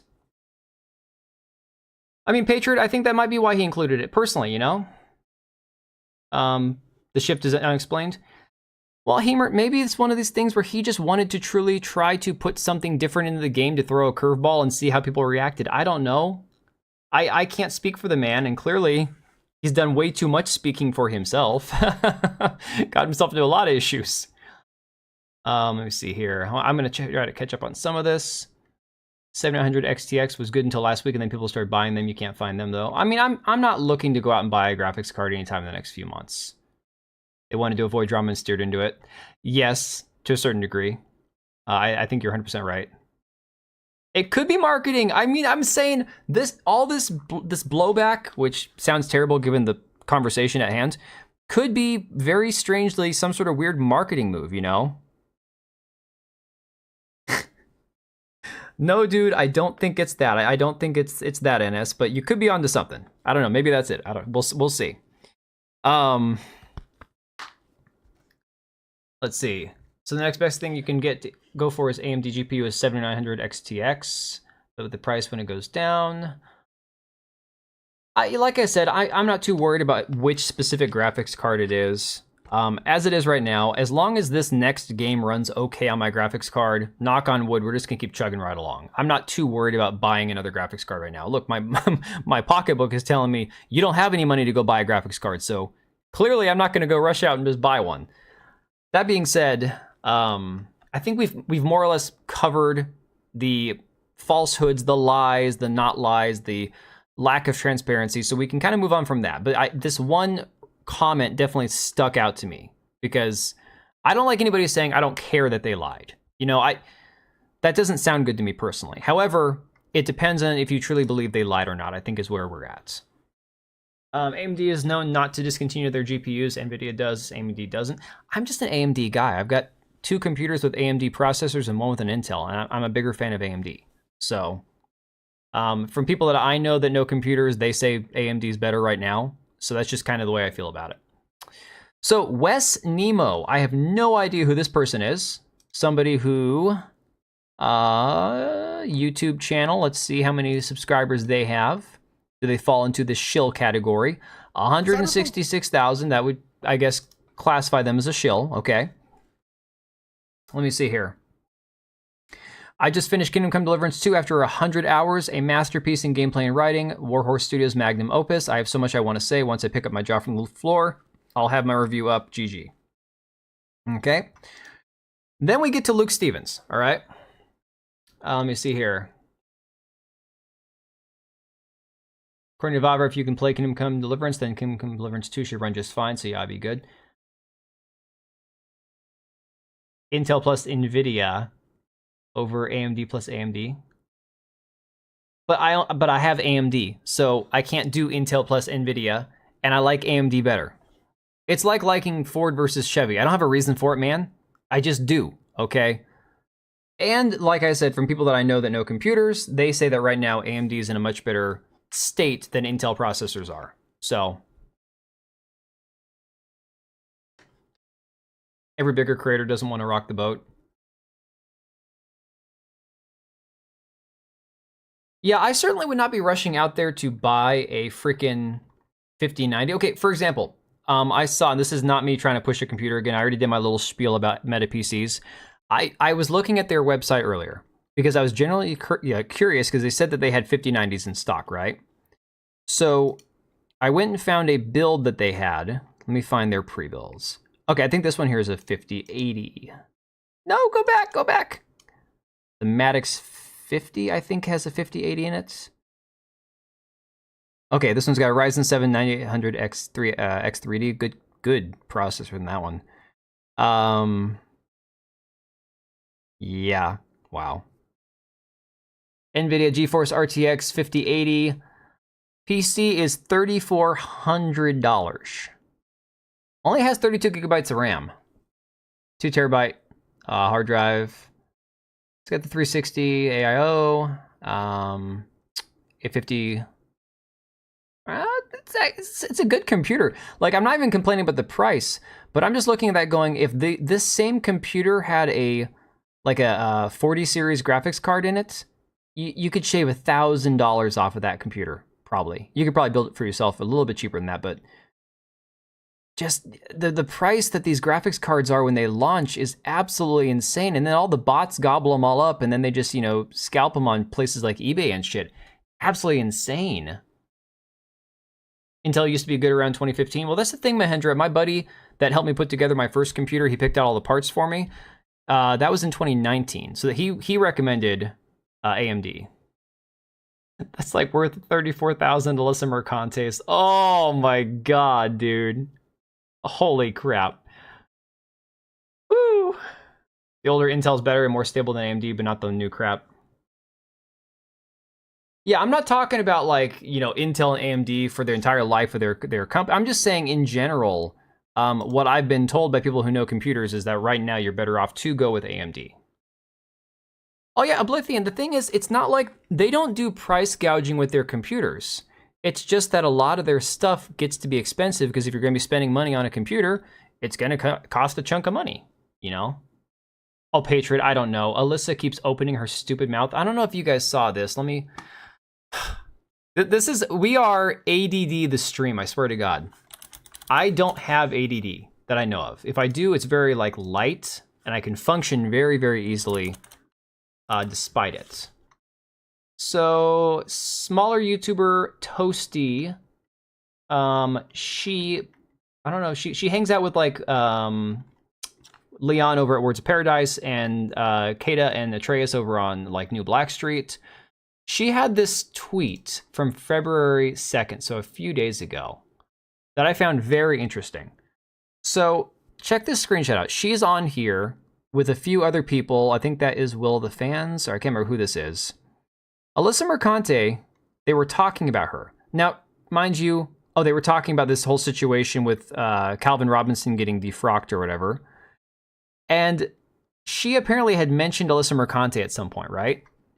Alyssa Mercante was in the chat and said, "Hi, Selma," I guess that's Toasty's first name. "I know you said you want to come find me. East Williamsburg isn't all that far from me if you ever want to grab a coffee." Now, why that's significant is that Toasty here never mentioned where she lived. She never mentioned like anything about her personal life, her name, any of that stuff. Okay, I've never seen her go by Selma online. So Alyssa essentially doxed this woman for talking about her on YouTube, right? Absolutely insane.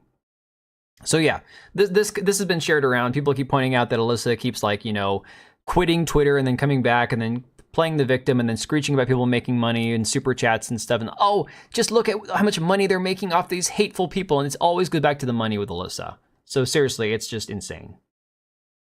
You don't have ADD, but you do have minus. She doxed herself? Are we talking about Alyssa or are we talking about Toasty? Because I haven't seen any other screenshots from this. If Toasty doxed herself, then I can't say anything about it. If it runs Android Studio, then it's good. Main reason you're back to the ADD stuff. Oh, man. You have the i9 14900K with the latest BIOS. You've had 0 problems. That's awesome. No, I mean, I'm not saying that all Intel processors are bad. I'm saying, oh, you mean Alyssa kind of did. Yeah, well, no, Alyssa talks about being in New York all the time. My point is that this chick here, Toasty, she did not dox herself. Alyssa did. So again, the same woman who screeches about how everyone else has been trying to dox her and harass her, she doxed Smash JT in the filing for her lawsuit. She's trying to dox like random YouTubers who are criticizing her. It's absolutely insane. This woman's a nut job. As far as the lawsuit goes, there's no freaking way Alyssa's going to be actually getting any money out of anybody. It's not happening. So now we get to Luke Stevens, and I'm just going to play a little bit of the intro. It's got a 50-minute review. I don't really want to go through the entire thing. Is Alyssa updating her X site? Are we talking Twitter or are we talking a different type of site? Because if I do, you won't be open about those who'd be arrested for uber chuddery war crimes and other stuff. Oh, man. Yeah, she can use a private message to meet someone in a coffee shop, 100%. Yeah, Alyssa has cooked her lawsuit from the first day it was launched. From the minute she opened her mouth regarding it, she shot any chance she had of actually suing anybody, like, just shot it down completely. There was never a chance that was going to go through. Bit too woke for me, indoctrinated by Western University in London. Oh, that sucks. Thing is, I don't dislike the name Alyssa. It's just, unfortunately, is attached to this lunatic. Because the Twitter name change? Yeah, a little bit. A little bit. It's gotten weird. It's like if you aren't going to type twitter.com, if you're going to on your browser and you go x.com, you feel like you're doing something wrong, you know? It's like, damn you, Elon, couldn't you pick something different? Yeah, you know, honestly, world's worst gamer, that happens. Indoctrinated by Western University in London. I mean, yeah, London's a hellhole of wokeness as it is. And then universities in general. I don't know if you saw over here, Trump is actually trying to get the Department of Education defunded, which I think is going to be fantastic. Oh, the meltdowns are going to be fantastic. I tell you, it's just going to be something to behold. She could always change her name. No. No, she's very, very proud of her name, and she wants to, honestly, she calls everyone else grifters, and she's grifting off as much of this attention as she possibly can. It's her 5 minutes of fame. I can't believe she still is even relevant. Like, I've stopped talking about her 99% of the time. I don't cover her in most, like, there's been video topics. I wanted to talk about the whole Calvin Robinson thing because she jumped on the bandwagon and tried to dogpile the guy. And personally, it's like, but that means I have to talk about her, and I hate doing that. Her initials make AMD. That's really cool, though. Pretty sick. The meltdown with Trump and Captain America's AI photo. Dude, the thing about that is I hate that they used a Chris Evans Captain America AI photo because Chris Evans hates Trump.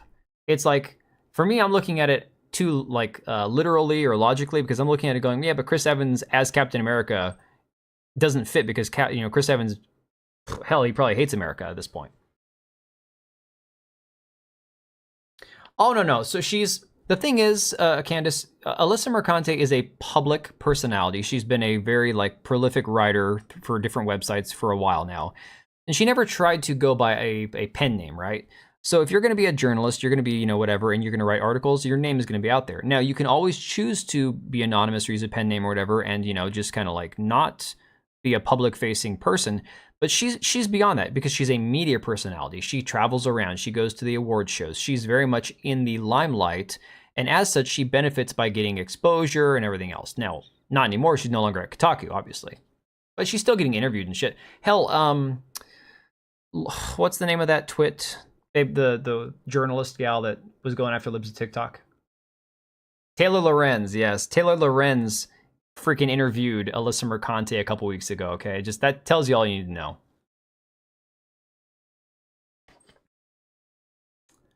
Let me see. Too much noise on US aid. Too much noise. I don't know how I feel about that. I think we spend too much on US aid. But yeah, I think that unfortunately a lot of money... Somebody shared a meme earlier, and it was basically like how we think U.S. or taxes work, where it's like they're taking bundles of cash and putting it on the road, making a road out of money. But then there's like how it really works, and there's dumping the money into like a furnace or whatever. So yeah, I mean, that's pretty much like I had somebody telling me that we cut off funding to Africa, they're not going to get all this AIDS medication. I'm like, why are we the ones that have to keep giving Africa AIDS medication if they're just going to keep giving themselves AIDS? Like, it doesn't make any sense. So, let me see here.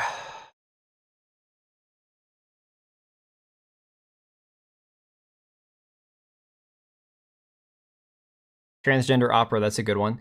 Well, there was another one too that was the Palestinian or the Gaza condoms. There was one that I saw that somebody was sharing on Twitter that was the plastic drinking cups, where it worked out to like 180 cups cost like $100 some odd thousand. I'm like, it didn't even make any sense. So yeah. He really cut off that health thing. I'm not sure if he's actually cut any health spending. He did do some stuff when it comes to like the pronoun nonsense and the federal funding for trans surgeries, I think was the thing that we're talking about. But again, I mean, executive orders are only as good as, however long they last, because again, Supreme Courts can always, overturn things and everything else. So blocking natural selection. I don't know. Like, I'm not a socialist. I'm very much not a bleeding heart, but I am also a human being that has empathy. And so at times I feel like being somewhat like socially aware for people who are doing, more poorly in society is a good thing. Also, if you want to, claim to be a Christian society and you talk about Christian charity and trying to help your neighbors and those kind of things, I think there's a lot of good to that. But I don't believe the U.S. as a country should go around having to shill out billions of dollars to other countries where all that money just funnels right back into our politicians' pockets, and 99% of it doesn't actually go to foreign aid. So, World Health Organization funding, maybe that was what it was, yeah. Yeah, do you fight the spread at the source or wait until it's a global issue? But the other aid things, even that one who say it's being used efficiently, and most of the time it's not being used efficiently. I mean, most of the thing, I've heard from people. It was really funny. A couple years ago on Twitter, I was having an argument about NGOs with a bunch of people from India, because they were like, the U.S. claims that they give all this money to India, but they don't. I'm like, well, if you look at the U.S. spending, India was like in the top 10, countries that the U.S. sent foreign aid to, and they're like, yes, but that money's not going to India; it's going to the NGOs, which then funnel that money back to the U.S. politicians. And I'm like, okay, well. Oh yeah, no, that's the thing, Mahendra. The game is not a Christian game, and unfortunately, because the Daniel Vavra is as far as I can tell by his own admission, he's more of like a Norse pagan. Like he says that he actually still his god has a horse with 8 legs or whatever. I don't know if he's being facetious or if he's being literal, but he definitely would probably fall more in the line of like somebody who's a agnostic or possibly like a pseudo pagan, I guess. So whether the game is a Christian game or not was never like the intent. It was supposed to be a game set in a Christian setting, and they did a very good job building a historical like setting for the game itself. But yeah, a lot of people started conflating the fact that the game had Christian themes or Christian characters in the first game with being a quote unquote Christian game, and I'm like, guys, for me, a Christian game is somebody who grew up with like Christian movies and Christian television and Christian whatever. It's like, no, Christian games would be terrible. You don't want Christian games. Okay, you really don't. Okay, you really don't. Kotaku's Alyssa Mercante is on who's buying Stellar Blade is buying a sec. Yeah, 100%. That was very much her opinion. Lugia, I don't know what Trump can or will really do about DEI or any of that kind of stuff. To be fair, I'm very suspicious of Elon Musk. I'm very suspicious of... I voted for Trump 3 times now. I usually agree with 60% of what he does. And I'm very suspicious until I see actual things get, accomplished. I'm very hopeful. But again, executive orders aren't something that you can just, rely on to be the thing that fixes everything.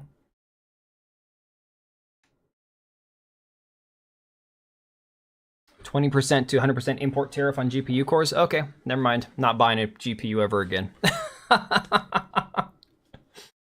Oh my god. This should be the kind of thing you want to see. I love hearing people say, Jesus Christ be praised. Right, but the thing is, my point is the game, much like how you don't want games that have an ideology being pushed in the game by some trans activist or somebody who wants to make you gender confused or anything else, the game was never intended to trick you into becoming Christian,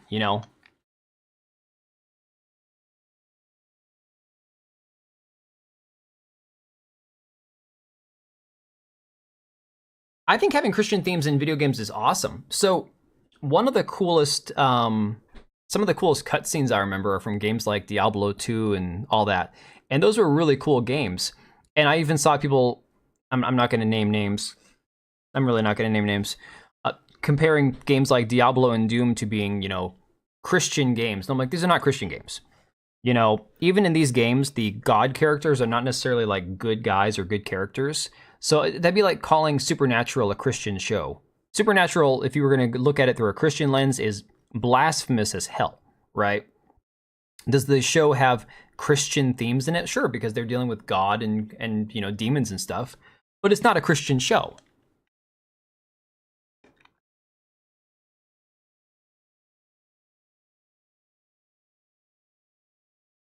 Right, Hakami, but I don't think that they're using it. I don't think the Christian theme is some sort of skin suit for them to use to funnel some other sort of message into it. Like, oh, we've got a Christian game, but now, haha, it's something. I think they simply are trying to present the most historically accurate setting for the game itself. You want Christian games with Old Testament levels of violence? I could get down with that. I could get down for something like that. Most of the horror movies are Christian? Yeah, except Mahendra, all the sex and nudity in so much of them. Like, again, guys, come on. Here's my problem. People tend to forget this, okay? You can't pick and choose what is Christian and what is not. If fornication, adultery, sex outside of marriage, murder, stealing, all these things are bad. All these things are equal in God's eyes because all these things are sins, right? We're just going to look at this as a black and white type of thing. This is not a theology lesson. I'm not a theologian. If you're going to look at all sin being equal in God's eyes, which the Bible says it is, then all of these things that are in the first Kingdom Come game are theologically not good, not moral, not approved of by a Christian, perspective. So having the ability to do it in the game doesn't make it a Christian game or not a Christian game, but I think it's it's a stretch to claim games that promote sexual interactions and violence and language and, stealing and everything else, to call it a Christian game. I'm like, sorry, I grew up in the 90s in a Protestant family with, again, the Christian movies and TV shows. And it's like, no, this is not they're not trying to promote a Christian religion.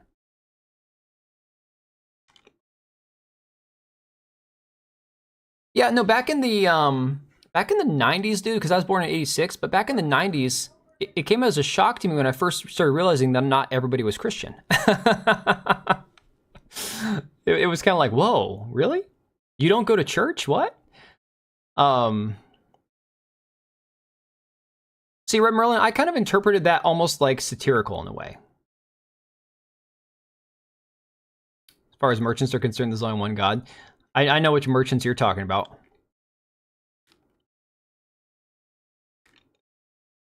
Plays an angel or a prophet that's trying to stick to the faith, but that's just yeah.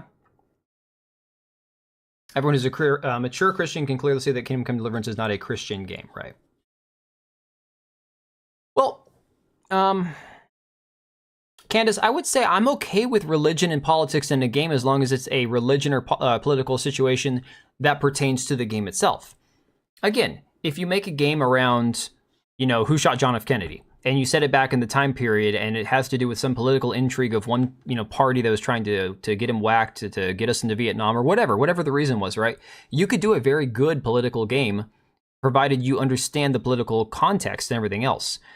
I don't like a game like, for example, Dragon Age Velguard, which is set in a medieval fantasy universe, having modern verbiage and gender ideology and politics crammed into it. That's where it doesn't make sense.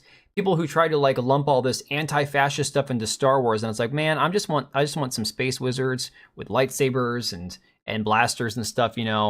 That's all I want. All right, NS. I will say, on that perspective,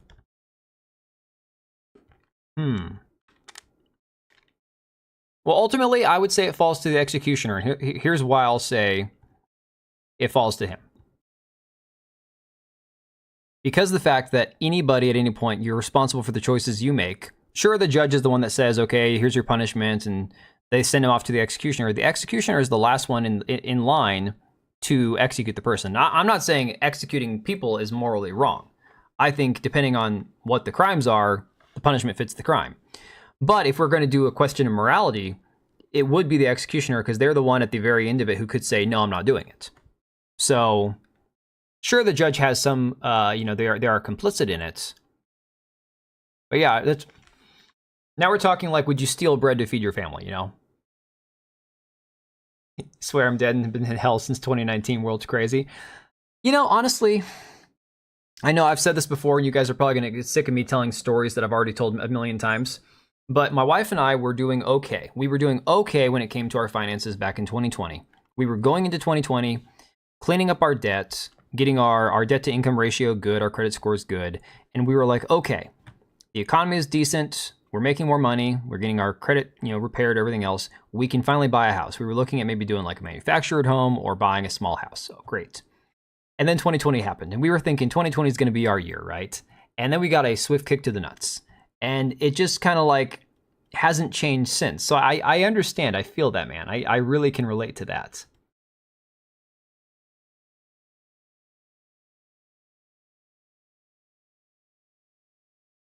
Because they're the one at the end of it. I hate to correct you, but because we're all infected, but because he's the one. And with Assassin's Creed, Ubisoft said they'll keep it historically factual, but that sure worked. Oh, it's not even close. Back to making terms of surf by... No, man, NS, I like when you're more cerebral. I appreciate it. Come on. All right, so Luke Stevens said, Kingdom Come Deliverance 2 is one of my favorite games ever, and I love it dearly. Watch my full review. Person here asked him ever, and he says, yes, ever. So again, saying this my favorite game of all time. That's why I don't make plans? Oh, fair enough. Fair enough. Yeah, Red Merlin, what a year? No, it was like what a 4 years. It was like 3 years of shit crammed into one, practically. And then, of course, I'm in Washington, so my stupid state took forever to get over everything, get back to normal. And even then, oh my god, my wife sent me so much stuff today about Washington State. I cannot believe how retarded we are over here. Okay, before we continue with Kingdom Come, and I swear we'll get back to the game. I have to share this with you guys. I'm just gonna open up a Chrome tab and I'll just oh, I can't. I'm not logged in on Twitter. Hang on. We'll grab this over here. Let me find these real quick. Just to show you guys how absolutely brain dead my state really is. Now, not to mention, I found out today, my wife told me that apparently the Washington State Congress wants to put forth like a bill to charge gun owners 25 or make them get insurance for up to $25,000 of coverage for every firearm they own. Like, good luck with that. Okay, so we've got this one, and we've got this one. All right, here we go. So my state. Washington State's Office of Equity is having a group therapy session for state employees of the 2S LGBTQIA+ community that are triggered by President Donald Trump's executive orders. Oh, dude, honestly, Patriot, half the state is red. The only reason that the state goes blue is because all the cities. Outside of King County, most of the rest of the state is red. But it's Seattle. No, Candace, not car insurance. It is gun insurance, okay? Up to $25,000 of coverage per firearm in your house is what they're talking about. And I don't have the story for that, but she told me about that earlier. So it says Washington State Office of Equity, something I didn't know we had over here. The Office of Equity invites you to join the Washington LGBTQ Commission RAIN Business Resource Group and Washington Department of Veteran Affairs to participate in this listening session for Washington State employees. Listening session for 2S LGBTQIA+ state employees. If you or someone you know is being affected by any of the recent federal executive orders, please join us and share your story, experiences, and concerns. Your voice will help us inform the governor and the legislature on issues impacting Washingtonians. Yeah. Also in my state, this is even better, guys. This is even better, okay?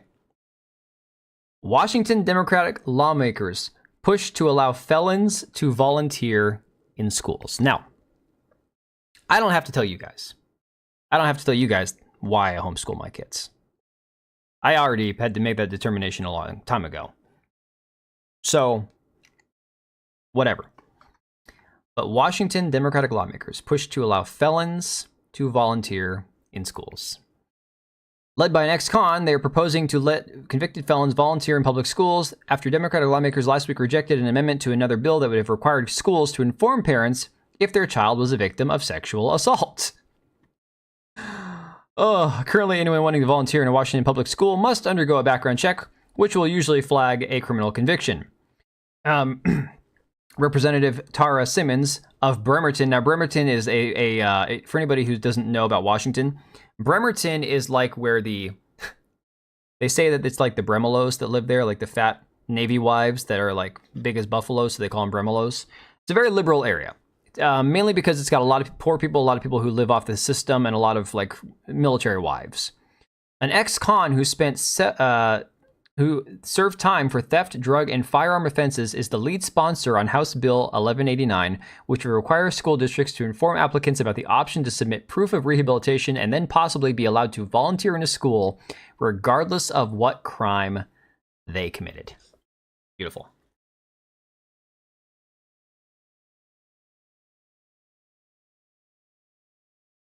You don't like guns? I'm a big fan of guns. I've got lots of them. None of them have ever hurt anybody. Actually, most of mine have never even been fired. Even the expensive ones. Build the wall around Portland? Yeah.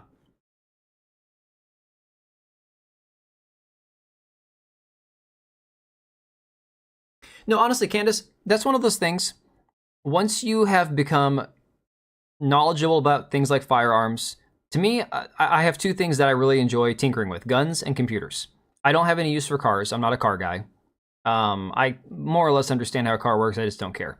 But once you have fired a gun a few times, once you understand the mechanics of them, and once you understand how it can save your life in a life and death situation, of which there are many every single day, unexpectedly, you get used to it. Sure, guns seem scary at first, but you know, everything in life is scary. At any moment, you could just drop dead from some, artery clog or some aneurysm or something. So I'm a big proponent of everybody at least getting comfortable knowing how to use a firearm, because unfortunately, the bad guys have them, so you might as well be armed yourself. But again, to each their own.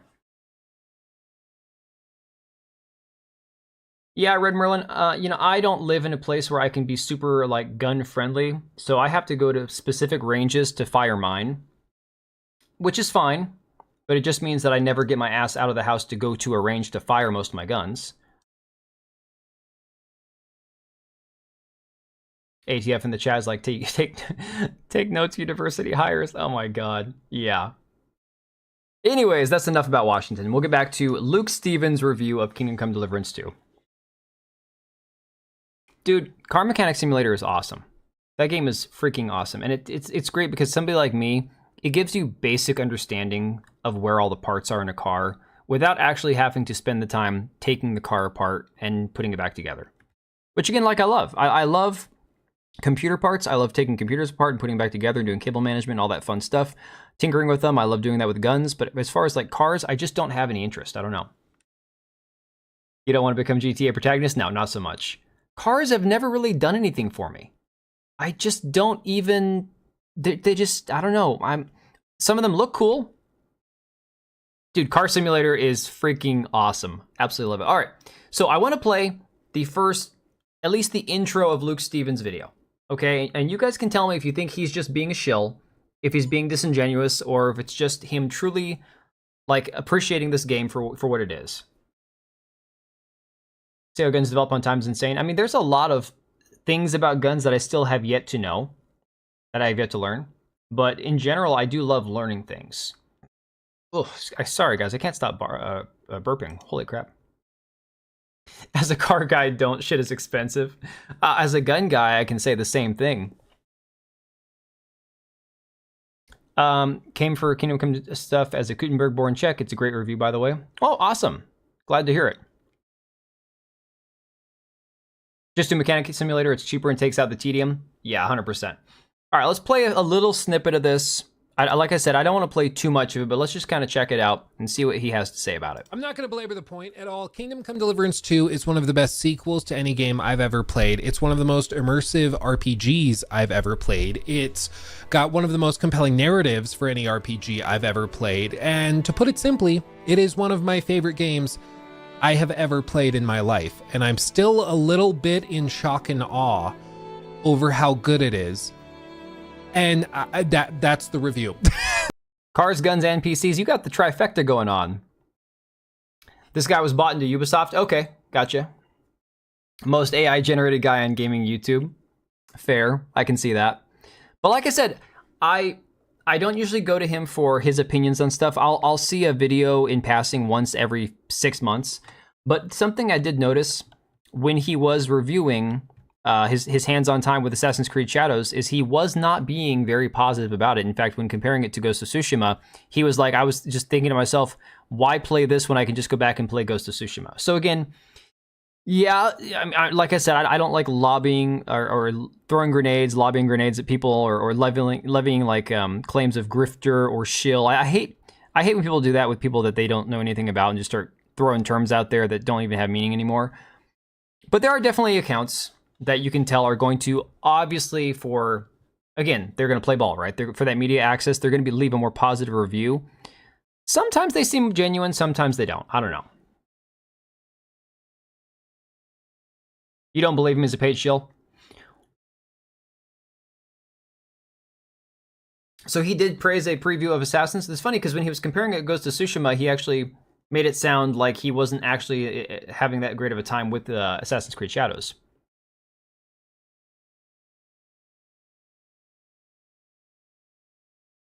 Well, World's Worst Gamer, what about I don't know if you do Monster Hunter, but again, that's going to be a whole different situation because most people, for some weird reason, haven't caught on that Monster Hunter Wilds is putting the pronoun crap into the game, or the body type A, body type B. What I think it's body type A and B, not pronouns. And that's going to be more shit hitting the fan when people actually start waking up and realizing all these games have body type A, body type B now. That's the review. It is unquestionably a triumph, and everything that Kingdom Come Deliverance fans were dreaming of getting in the sequel, everything from the writing to the graphics to the acting performances to the gameplay systems and the various enhancements they've received, all contribute to the game's delivery as one of the most impressive RPGs in recent memory. In this video, I'm going to break down why I think it's so tremendous, and I'm also going to point out the very few things that I would change or tweak if it. Hi guys, this is my skeptical preview. I'm going to read the dictionary definition of skepticism to you for 30 minutes now, and then I'm going to make a graph to show you how skepticism works. That's pretty freaking hilarious. Remember, this guy is not worth listening to, he just isn't. Yeah, see, I think, honestly, this is the trap you fall into for a lot of these bigger content creators. Is one, I mean, look at his room, okay? Either he got all that through his YouTube channel, or he was already rich, and then he got, you know, the backdrop to make it look like he was a successful guy. There are certain people, I actually remember, when I was streaming more on Twitch, only doing video games, there was a couple that was a real estate agent, husband and wife. And he was this pretty boy, and he played guitar and sang, and they had dogs. And so they had like this entire green screen room in their loft, attic, whatever you want to call it, upstairs. They didn't have any kids, mind you. They were in their like 30s, no kids. And so they could afford to do all this stuff, and you know they had this very lavish lifestyle. And so they had this very high quality, high production stream. And when I first started noticing them popping up on Twitch, they didn't have that many viewers or followers. And then like overnight, it was like, bam, like this huge successful stream. And part of me wondered, is that whole fake it till you make it situation? You have the means and the funds to make it look like you're a big successful content creator, streamer, YouTuber, Twitch streamer, whatever. And then that attracts the audience because people think, well, surely this person has something worthy of saying, you know, because like, look at their setup. I don't know. I always wonder that about people like this, right? They see it as benign in some way. You only see it in the character creator, but it's been by. Yeah, I mean, that's the thing. It's like I despise games that put the body type instead of male and female. Because again, what are you really doing? Male and female. Okay, so body type 1 or A is male. Then just say male. You're replacing male with 1 or A, and we all know it. There's no reason to not say it.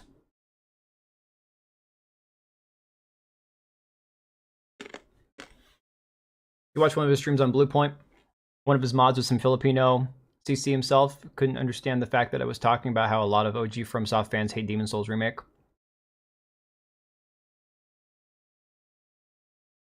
Were up to me. But take this as my unequivocal recommendation and stamp seal of approval. I love this game. I imagine if you liked Kingdom Come Deliverance, you will like it too.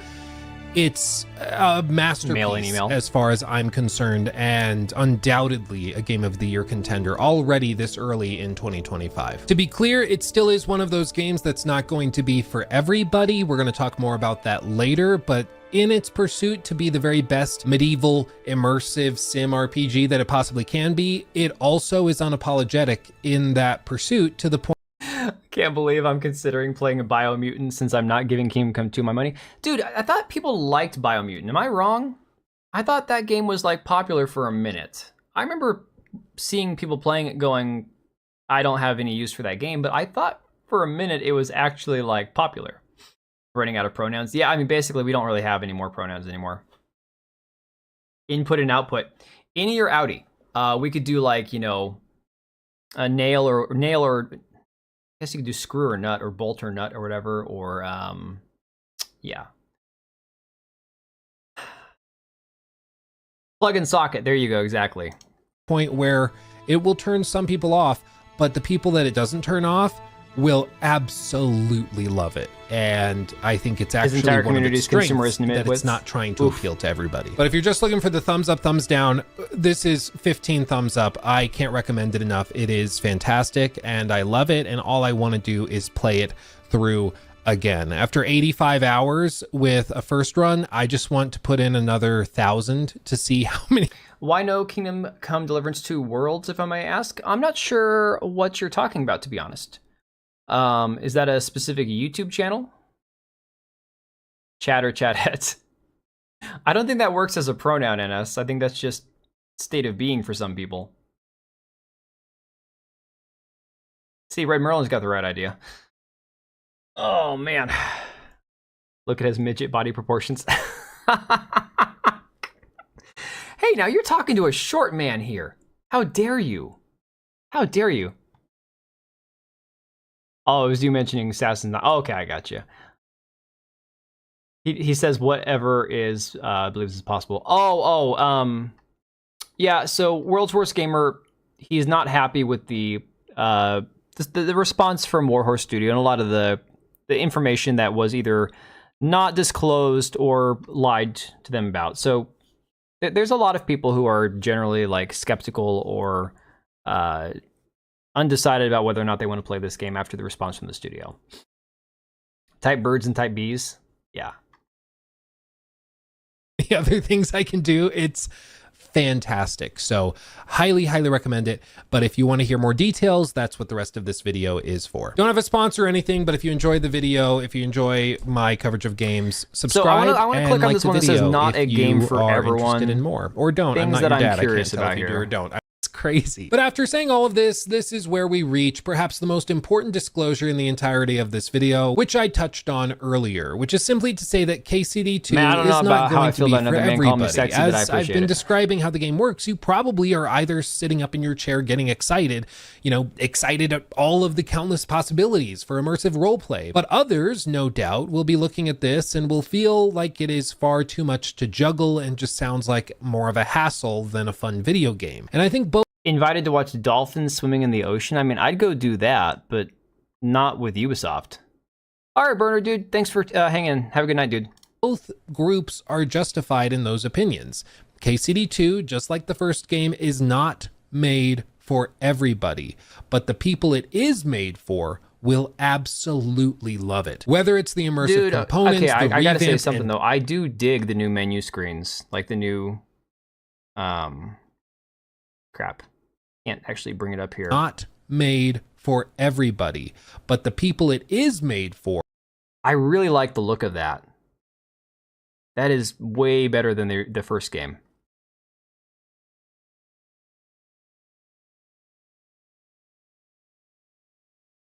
When it's on my screen, everything gets blurry. Is everything blurry now?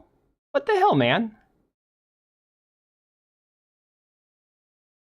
YouTube knows everything about why Ubisoft had tried to pull off with their marketing of Assassin. Dude, honestly, the funniest thing about the Assassin's Creed Shadows shit is that the only people who are spurging out, spending all their time online, calling Japanese people racist, saying that if you don't like Yasuke, you're racist, are all the black influencers or people who are fans of Assassin's Creed, or the franchise, and they just can't take any criticism of their franchise, right? It's that consumer mentality. But I think that looks really clean. I don't know. I like that. Will absolutely love it. Whether it's the immersive components, the revamped and polished combat and various gameplay systems, or the breathtaking recreations of medieval cities and villages, with Kuttenberg's recreation being a particular standout in this game and cementing itself as probably one of the most impressive recreations of a historical setting. That is going to be a really big city. It might be my internet. It could be something with YouTube. It could be just, I don't know. Something in the settings on Streamlabs, possibly. Streams in 720p. Yeah, I don't know if I have any control over that or not, to be honest, guys. I'd have to look in the actual stream settings as far as what Streamlabs is set to stream at. But that could be YouTube restricting my stream. I don't know. I have no idea if that is controlled by my side of things or YouTube at this point. You're literally just going, how come he don't want me, man, to Japanese people? 720p will look worse on 4K displays. Oh, well, that's what it is, man. Your display's too nice. In any you should be watching on 1080p. Ever. Whatever it may be that appeals to you. If you have heard any of this and it's intrigued you, I encourage you to play it, because KCD2 has the potential to be one of the most, I would say, incredible gaming experiences you've ever had. It's just utterly phenomenal. It's crazy. Yeah, so he doesn't have much of substance as far as that goes. Polish and performance. Things I didn't like. You know, I'm just gonna move on from this video because honestly, I get the general feeling not very many people actually care what he has to say, to be honest. Nowadays, it's 20,000 people that live there. Holy cow, that's a bustling city. That's crazy. It's gonna be a really like a lot of fun to actually play. I'll say that.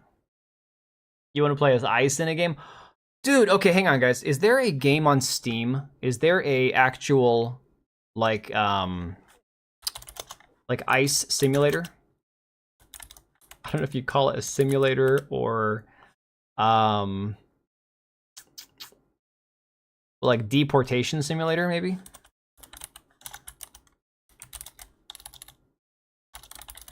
There's got to be something. There's Immigration Nation. No, that's some civics game. Hell no. Games for Change? No, none of that woke crap. Deported 2, Build That Wall. Play as Ronald J. Grump, a secret agent hell-bent on deporting illegal extraterrestrials from outer space off of his home planet. Yes. We want this. This is what we need. Is there no sound?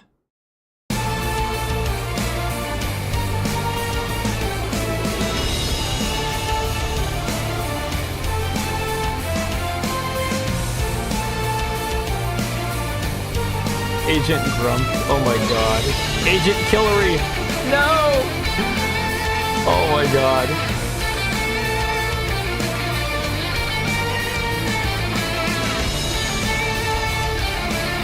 The J is silent like you should be. Rosie O'Schlongle. Holy crap.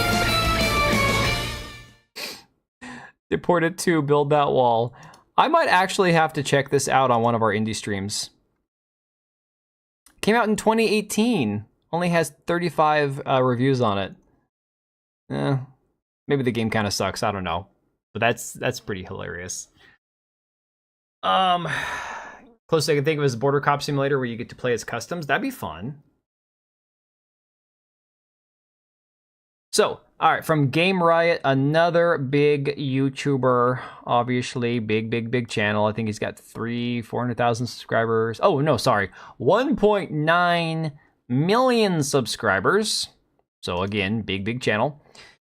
Says, Kingdom Come Deliverance 2 review after 75 hours of the game. Early game of the year contender and probably one of the best games I've ever played, coming from someone that loved the first one. Does everything a sequel should do. Better graphics, more refined combat, bigger and better story. My finishing save was about 55 hours, some side quests, but mostly main quests. The world is incredibly realistic. You never know who you might meet around the corner, while also being calm as the raindrop bounce off your armor. Despite playing 75 hours, I'm not even remotely done with the game. Steam price of, what is that, 50 euros represents remarkable value. And that's something that I think that honestly, for me personally, is, well, I mean, it's a mixed bag because I don't have endless amounts of time to play games anymore, but I do want to get my money's worth out of a game. If I'm going to spend $60, $70 on a game, especially like an Elden Ring or Black Myth Wukong, I want to be able to play it for a long time, not getting bored, not running out of things to do. So that's pretty impressive. A lot of inventory management, but mainly because I loot every dead body. Not a big fan of some of the stealth quests in the story. Despite other weapons being available, I still went with the sword or sword and shield. Other weapons feel restricting and make the combat less fun. Pretty important combat move is locked behind a side quest. While archery is better than the first, I still struggled. That might be me. Well, archery is a bitch in the first game. So anything better than the first game is going to be an improvement. It's going to take something special to beat this in 2025. Pounds. Okay, thank you. When I said Ice Simulator, I thought you meant a game where you play an ice cube. He may have a review up. Alex Jones, NW Wars is really good. You played it. I looked at that game before, but honestly, I never really thought about it too much. You have one who played 140 hours of Kingdom Come Deliverance 2? All right, cool. Let me see here. Then, of course, we have Eurogamer, who gave it a not-so-pleasant review. And the funniest thing about the Eurogamer review, it reads like somebody who generally hated the first game, and then, of course, got stuck playing it for a review and had a miserable time doing it. Ironically, this review says Eurogamer Kingdom Come Deliverance 2 is a gorgeous medieval RPG that continues to be just as divisive, prickly, and abrasive as its predecessor. And then, of course, this dude, Synth Potato. Here's the funniest thing. Synth Potato is a content creator and Twitter, account that, personally, my personal opinion, I've interacted with him like twice. He's a shill. He's just a shill, right? But it's funny that he's actually attacking Eurogamer. He says, reviews like this have absolutely no place in the industry. Keep your own vendettas against specific developers and companies out of your video game critiques. You're giving the entire journalism industry a bad name. Guy says, there's one sentence that mentions drama around the game, but it's pretty clear that that's not what made them give it a 3 out of 5. They didn't care for it, and having played some of the first game, I get it. The gameplay isn't going to be for everyone. This isn't worth getting upset over. Synth Potato responds, it says, optics mentioning their dislike for the director instantly loses my trust in the rest of the review. Why even mention it? To me, it feels like it turns the review into a hit piece rather than honest criticism. And what they're talking about is at the end of Eurogamer's really long, painful to read review, where they do nothing but bitch and complain about the entire game, which, okay, if you've got problems with how parts of the game play or some of the game mechanics, lockpicking, pickpocketing, or just the stealth mechanics, fine. I'm sure there's legitimate criticisms to have. The combat, sure. But this review, honest to God, was this woman spending the entire time writing an essay complaining about every little thing in the game, right? Just search above on YouTube. Let me see here. Kingdom Come Deliverance 2 final review by Dare to Game. Okay. That's the worst wokest review. Oh, dude, the review is awful. So, do you remember when IGN pulled Dragon Age Velgard score from 9 out of 10 to 7 out of 10? Yeah, okay, here's the funny part, though. This Eurogamer review, people pointed out, where's this at? It's not this one. There's a tweet where I've got it. Someone's like, is this you? Eurogamer 100 on PlayStation 5 for Dragon Age Velgard, a fantasy role-playing game of astonishing spectacle. This is the best Dragon Age and perhaps BioWare has ever been. So yeah, trusting Eurogamer, not exactly the best place to go for your reviews. Let's see, the game looks decent, but by the way they've communicated or lack thereof with fans, is extremely... Yeah, Roger, honestly, I get that. I feel that. I've said before, and I'll say it again, that that's a very valid way to feel. I don't fault anybody for coming up with that conclusion. And if that's honestly like if at the end of the day that's how a lot of people feel about it, then obviously you're not crazy. The other people that feel that way aren't crazy. It's legitimately something that happened between the interactions of the studio and the people online that rubbed a lot of people the wrong way. It's just the reality. Who did we say was by Dare to Game? Dare to Game. Let's see here. Here we go. This is a 21-minute review. We'll see how long we kind of watch this one for. Hello and welcome back to another Dare to Game video. Today I am writing my review for Kingdom Come Deliverance 2. Dude, that is a fantastic gamer voice right there. That's it. I'm already sold. Oh, let me see here. Eurogamer are funny because they legitimately make the least amount of effort, aka 0, to cover up the fact that they're just an activist rag. Things that make 4chan angry, 5 stars, everything else 3. Yeah. Normally, I don't review games like this until I've played them inside and out and upside down and backwards. However, this time I decided to play it like a normal human being instead of an Australian bat. Not sure if that joke makes any sense, but from where I'm sitting, the orientation seems correct. In any case, at the time of writing this review, I've played the game for exactly 141.8 hours, and I've done everything. I've played the entire story, I've done all the side content I could find, and I've maxed out. That's what he sounds like. He sounds like Kermit. Oh my god. Never heard of this guy? He's got like 90,000 subs. The skills. And I've learned all the tricks, visited all the points of interest on the map, you name it. I've explored the game. Now, that is not to say that I have no interest in continuing. The game has branching storylines, and it would take at least 2 carefully thought out playthroughs to actually experience all of the variables in a satisfying and organic way. That is to say, I don't want to just reload saves and try each option before moving on, as that takes all the fun out of a choose-your-own-adventure narrative. So, it's safe to say that, content creation aside, I still have another 80 to 100 hours of natural, organic gameplay to get out of this game to thoroughly enjoy it all. Sounds like not mentally ill Jordan Peterson. Guys, I gotta tell you, I I discovered Jordan Peterson during lockdowns, and I really enjoyed his older stuff, a lot of the lectures he gave. And then after he joined Daily Wire, I'm actually blocked by Jordan Peterson. Not even kidding. He does sound like, right? He certainly sounds like Kermit. He's not even doing an impersonation, that's just his voice. He has a picture of the frog as his logo. See, I can do Elmo. I do a great Elmo impersonation. My kids are like, do Kermit. I'm like, I can't do Kermit. Elmo is my one trick that I can do. But it still feels like Mickey this Mouse is also, the but right definitely moment not to Kermit. review the game, as I have reached the point of familiarity in it where I no longer wonder what is, or where it may be. I know where it is. I know what to do, I know where to go, and I know where See, at things this point are. in the first when game, I things can't will take happen, on 4 and or the 5 motivations guys. behind the narrative plot beats. I think so, 1 or let's 2 get is my to it. max. When reviewing games, I I'm not typically like that to chick start from off Australia. with performance, as it's the most objective metric and is therefore the most straightforward to critique. Oh my Unlike God, I'm things going to like hell. writing, art direction, voice acting, and world design, it's not really subjective at all. Sure, there is leeway that you can give a studio for many reasons, say if it's their first game or if they're pioneering a new system, but at the end of the day, it is really just a simple question. Does the game at some of work? these guys And are in holding this their case, the weapons. answer is simple. Yes, it works. Technically speaking, Kingdom Come Deliverance 2 works better than the first game ever did. In the year of our Lord, 2024, I played a half-dozen brand new games at launch, some by very large AAA studios, and several that were in development A far stoned longer than Kermit the KCD2. Frog, hell And my yeah. nearly 142 hours in this game were all done before the pre-release version of the game. That is to say, before the large I have never gone to a Five Guys.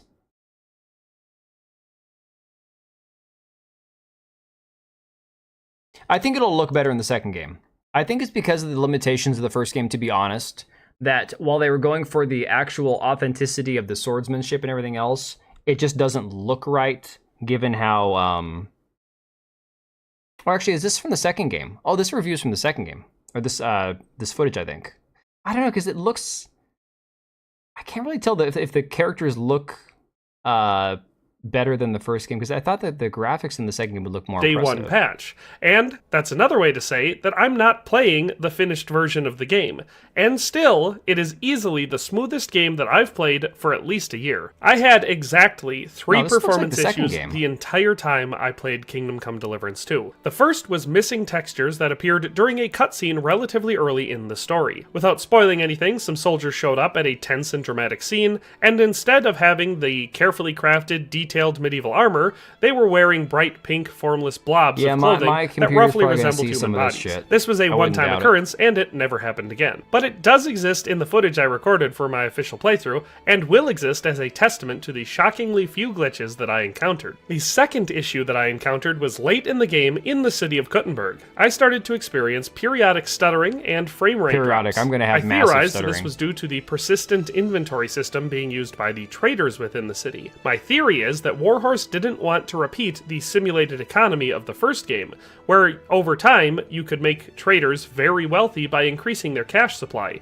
to the point where you could sell them hundreds of thousands of groschen worth of armor and weapons after a heavy loot run. In the old system, the inventories would refresh after 3 Hopefully, in-game Pedro, days. we'll see. Any items not coded to that NPC's inventory would be erased, and their groschen value would be added to the merchant's inventory. In the new system, they replenished their original inventory, plus whatever you sold them stayed, and they would once again have the same amount of groschen as they Is it just me, or does the quality of this doesn't feel like what I've seen in all the trailers, right? So I wonder if this guy, this YouTuber, if he was playing on like lowered settings. I imagine probably something more like what I'm going to play it on, because I feel like a lot of this doesn't look as polished as what we've seen from other reviews and gameplay footage. I don't know. Maybe I'm crazy. they did before you sold them anything. I assume this system is to prevent groschen farming to keep the player feeling poor. This makes narrative sense, but for me it feels infinitely less realistic and immersive, and also has the side effect of causing large technical issues. See, all of those assets, instead of being erased, are kept in persistent inventories. This stacks until there are so many assets in the already large packed city that the game simply cannot handle generating that many instances, and it collapses under its own weight. I tested this, and I was proven. Well, here's my one thing, John, about the award show, the award season stuff. You could be correct. However, if you remember, I think Sonic 3 they decided to not make eligible for awards, despite the fact that Sonic 3 had, I want to say, 3 black people in it, as well as Idris Elba, who did the voice of Knuckles, who himself is a British black man. I don't know if there was any like gay or lesbian characters in the movie. Oh no, the dude who is Dr. Robotnik's assistant, that dude is gay in real life. So they had a gay guy in Sonic. They had 3 black actors plus Idris Elba, who did the voice of Knuckles, and that movie got gypped from being eligible for awards. So I don't know. I don't know that it's just for awards, dude, to be honest. I don't know that having a couple gay characters and 1 gay romance option and 1 random black dude thrown in would be enough to get awards. Like, truly, I don't know that that would even be enough to qualify. Right. My test was to run around one night, robbing every single store of everything they had, and then waiting in my room in Kuttenberg until the stores refreshed. On the 3rd day of resting, the game stuttered, froze, and crashed, presumably at the moment when the stores refreshed their inventories and regenerated them, and the game could not handle simulating that many assets in the city at once. The 3rd technical issue I experienced was during the climactic battle. This one I do not have a clear explanation for, it just happened at a moment of heavy engine load, and I had already been playing for roughly 6 hours that night, so it could have been cumulative. But in essence, a large battle was taking place with a few dozen NPCs fighting at once, and the game dropped in frame rate down to less than 10 FPS, and I stuttered through for a few minutes until moving to a new area and the issue resolved itself. Now, all in a row, that may sound like technical performance was not up to snuff. However, this could not be further from the truth. As I already stated, I was playing an early, unfinished build of the game, and in over 140 hours, only experienced 3 noticeable technical issues. I would say that's actually pretty impressive. That's pretty impressive that in that many hours for the unfinished build, it only had that few of issues. Merchant inventory. Selling person doesn't refresh or purge itself. Well, to be honest, first game, like I said, I've got a minimal, no pun intended, amount of hours. I think like 30 some odd hours into the game so far. I barely use the merchants. Most of the stuff I have on my character or my game is from stuff I've picked off of corpses or whatever. Comparatively speaking, that makes Kingdom Come Deliverance 2 one of the best performing games I have played in recent years. Moving on to something brief, and something that I forgot to mention in my first impressions review, and that is the soundtrack for this game. So, John, you're right. I do. I'm not gonna like crap all over what you're saying, because I get what you're saying. I understand that. But what I look at is, you got Daniel Vavra over here attacking critics for giving him a low score. Look, you got Games Hub giving the game a 50, and he's like, a trusted news source, mission accomplished. We no longer have 90% Metacritic score. Be proud of your excellent journalistic standards. If he was truly trying to be buddy-buddy with the games journalists and people that vote on this stuff, he wouldn't be out here attacking these guys also. Like, I don't see that being the thing. I really don't. And I very well could be wrong. Like I've said before, I'm more than willing to admit when I'm wrong about stuff. But why would he be trying to get buddy-buddy with the journalists or the media people to then go after them and attack them when they give them a low score? That's not an effective, I don't know. That just doesn't seem to ring true to my personal opinion. Jan Valta and Adam Sporka, the same team behind the award-winning soundtrack from the first game, have done it again. The music in this game is truly phenomenal, and I say that with no caveats. I don't mean for a video game or for modern music. I mean it stands apart. There are few musical pieces that I believe will stand the test of time, like a lot of classical music has. Amongst them, I include much of Howard Shore's music from the Lord of the Rings trilogy, several compositions of John Williams, like Duel of the Fates, Hedwig's theme, Binary Sunset, or the theme from Schindler's List. Many of the songs from the original game, and now this one, are truly phenomenal examples of extraordinary modern orchestral and choral music that are truly a pleasure to listen to. They are also perfectly drafted into the game. They strike a perfect balance of storytelling and ambiance, never overpowering or distracting. I'm gonna skip ahead because I gotta get to bed here. I'm gonna see what his final thoughts are. As a good, nowhere near as simple as the game often makes.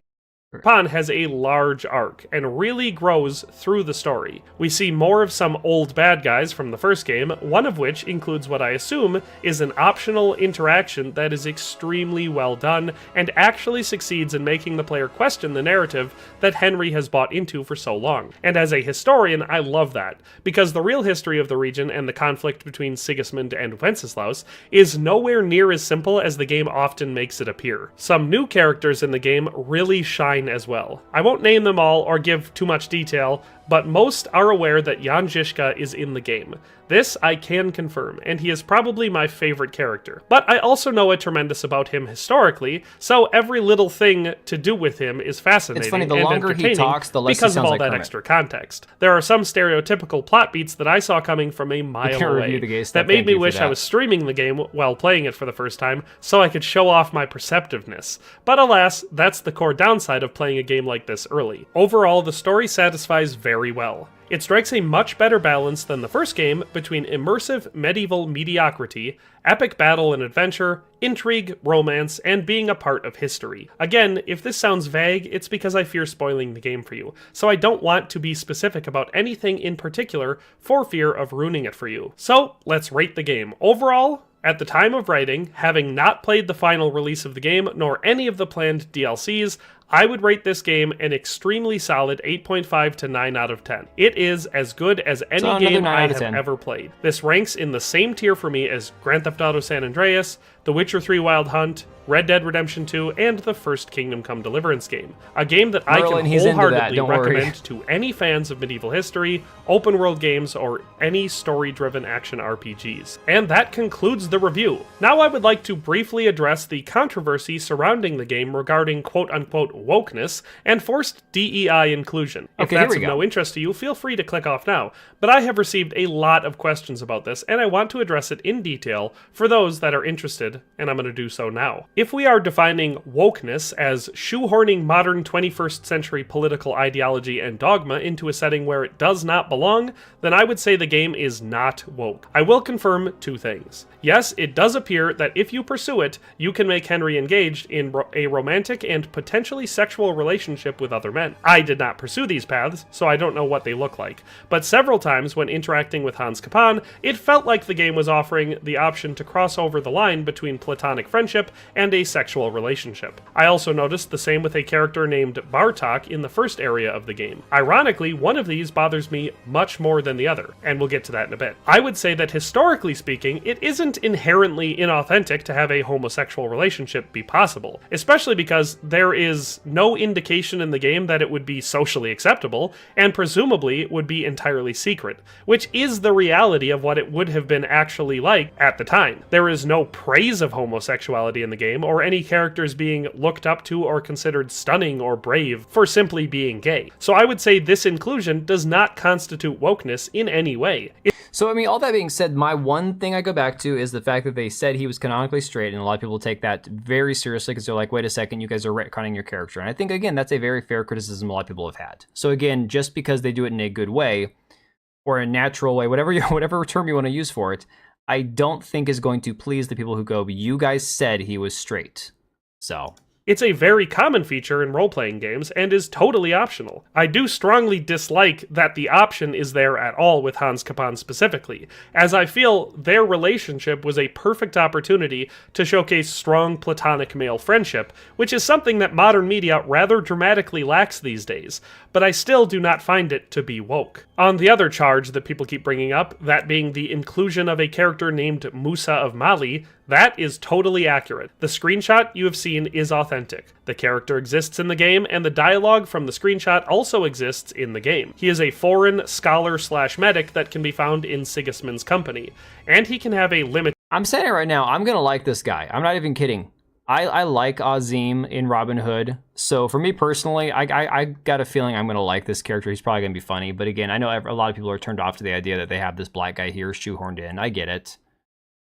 limited or somewhat involved presence in the late game story, depending how you interact with him in a mission somewhat late in the game. Now, I'm unaware of any specific historical evidence of a sub-Saharan African scholar from Mali traveling to Bohemia in the 1400s, but as I have said in the past, it's certainly not impossible, no matter how implausible it may be. In the story, he feels like an authentic character. He's an outsider. He has a plausible reason for being there. His presence is explained in what I consider to be a reasonable way, and he's treated in what I would consider to be a fairly historically authentic manner. Again, I'm not going to state that it's realistic for him to be there, but I do want to highlight that it's in no way impossible for him to be there. And from a narrative point of view, it doesn't act. And I get it. Part of the controversy here is, again, the shoehorning in of, like, artificial diversity for the sake of diversity, and it's been a big thing. And again, I say again, people have pattern recognition for a reason, and it's a good thing because it gives us like red flags for things that are going to have a bunch of bullshit in them. However, if it wasn't a black guy, if it was just an Arab, it probably wouldn't have the same reaction, I want to say. So, for example, you guys remember that old Antonio Banderas movie, 13th Warrior, where he plays the Arab? You have the Spanish actor playing an Arabian man who travels into Europe and ends up palling around with a bunch of Vikings that end up fighting a bunch of black people, or whatever those people are that have like the war paint and stuff on them, right? The movie is so random. And it's supposed to take place with a certain historical context. I mean, it's Vikings, obviously, they existed. And he's an Arabian, diplomat or whatever who travels to Europe. Nobody complained, just saying.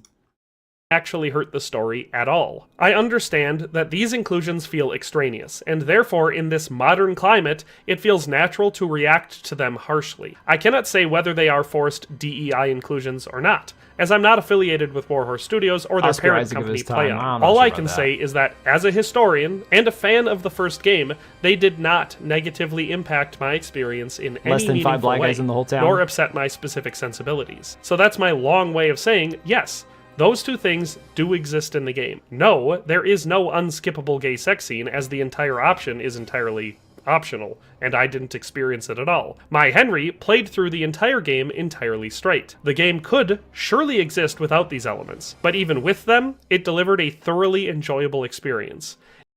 I think it's a pretty good review. Honestly, thank you for sharing that one, because that was a pretty, we didn't watch the whole thing, obviously, because I gotta save some time here, but I think that was a very good answer.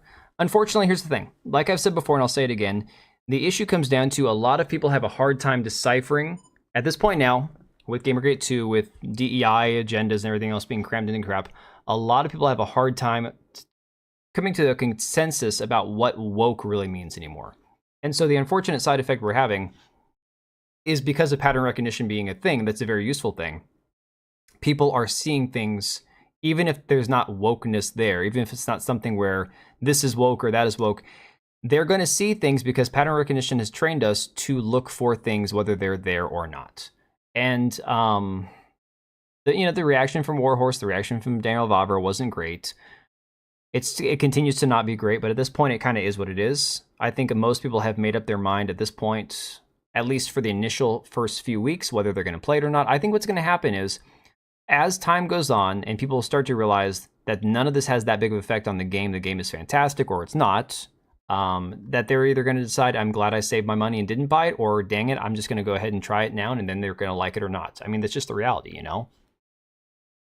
For some others on the Steam forums. Yeah, no, World's Worst Gamer, I don't want to reduce it down to just one word or this or that or whatever, but John, that was Dare to Game on YouTube. Let me grab. I'm going to drop the link in the chat for you guys, if you want to grab it and watch it again for yourself. There it is. But for a lot of people, they do go over the whole thing being, oh, but it's got a gay guy, it's woke. Like, there's been a lot of criticism about the game having sodomy in it, and it's like, okay, first of all, the first game had gay people, so you're showing that you never played the first game because the first game had gay characters.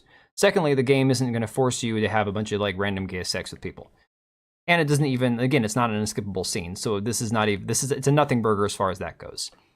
It's coming from, like, again, the same moral puritanistic approach that a lot of other people have taken with games like First Descendant and whatnot.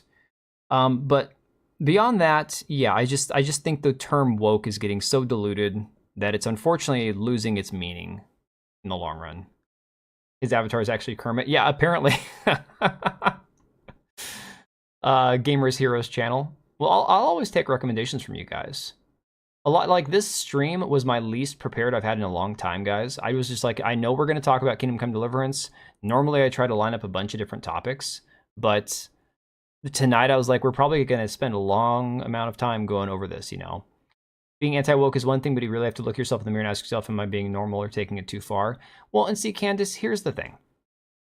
I believe that there's two sides to it. You can, in your personal or your public life, you can feel morally about certain topics like homosexuality, abortion, war, guns, gun ownership. You can have all your own personal opinions on things morally, politically, whatever.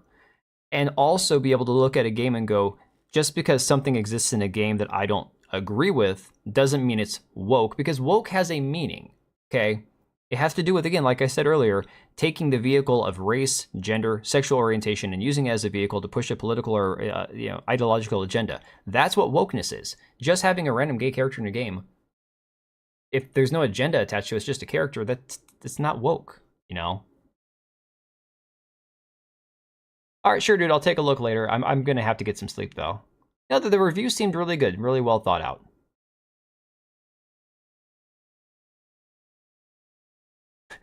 Oh my god, yeah, no, the beard is getting a little out of control. My daughter wants me to grow it till she can braid it. I'm like, I don't know that my wife is gonna allow that to happen. So I just like everything about Wicked's story. I still want for it to win hair makeup. I almost disagree there, John. I'm so grossed out by the people attached to Wicked.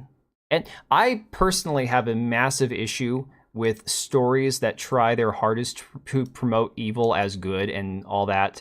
And so I feel like a lot of what we've seen with Disney in the last few years is this attempt to push evil or villains as sympathetic characters rather than just, sorry, my computer's freaking out, guys. Rather than just allowing villains to be evil. And I'm sick and tired of it. I'm like, can't we just have villains that you can hate and just despise and just not have to feel sorry for? My god, this is so annoying. I love Brave Browser. Brave Browser's fantastic, but unfortunately I closed my tabs without closing all the tabs, and so it's trying to play them all in the background all at the same time. Beard mentioned, I return, you shave beard, I leave. I'm not shaving again, dude. I'm never shaving again. Didn't have final release copy for review, so that pink glitch, hopefully the devs fix that. I hope so, Candace. 100% hope so. But why Henry? Because Henry's the character you have. I don't know. Like I said, I think given the amount that they spent, sorry, I'm trying to get this video uploaded for tomorrow. The amount of time they spent upgrading the crime system in the game and how you're punished for your crimes. And of course, one of those things now in this game being homosexual relations being a crime, if you will. I definitely think that there was an intent to be like, okay, so we're going to, you know, basically intensify the penalty for your crimes. Let's see what would happen if the character was gay, right? If you get caught, you get executed, you get, I don't know, who knows what happens. I just think that it's honestly, it could work.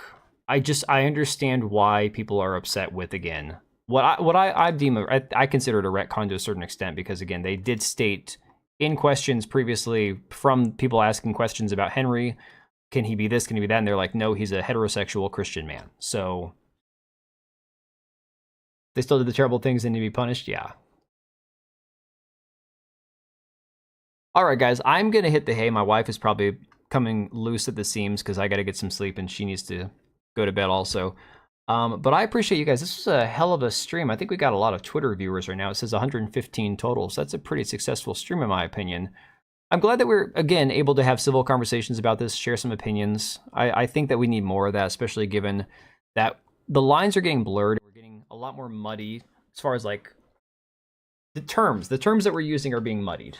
Whether that's intentional or not, I just think we need to figure out a way to see past terminology and kind of see things on their own merits.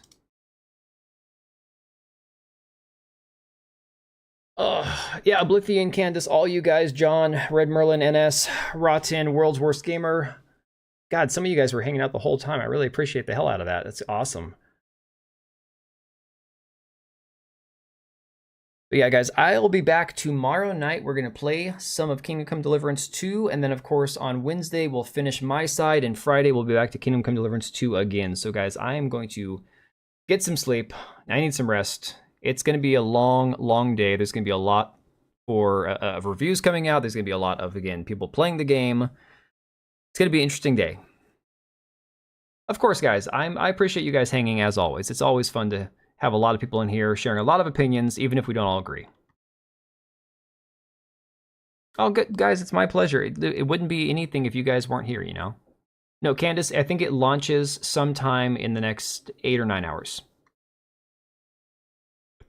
Oh, it's gonna be a shit show. I have no doubt about it. All right, guys, I am gonna get some sleep. I will catch you all later. Hakami, you too, buddy.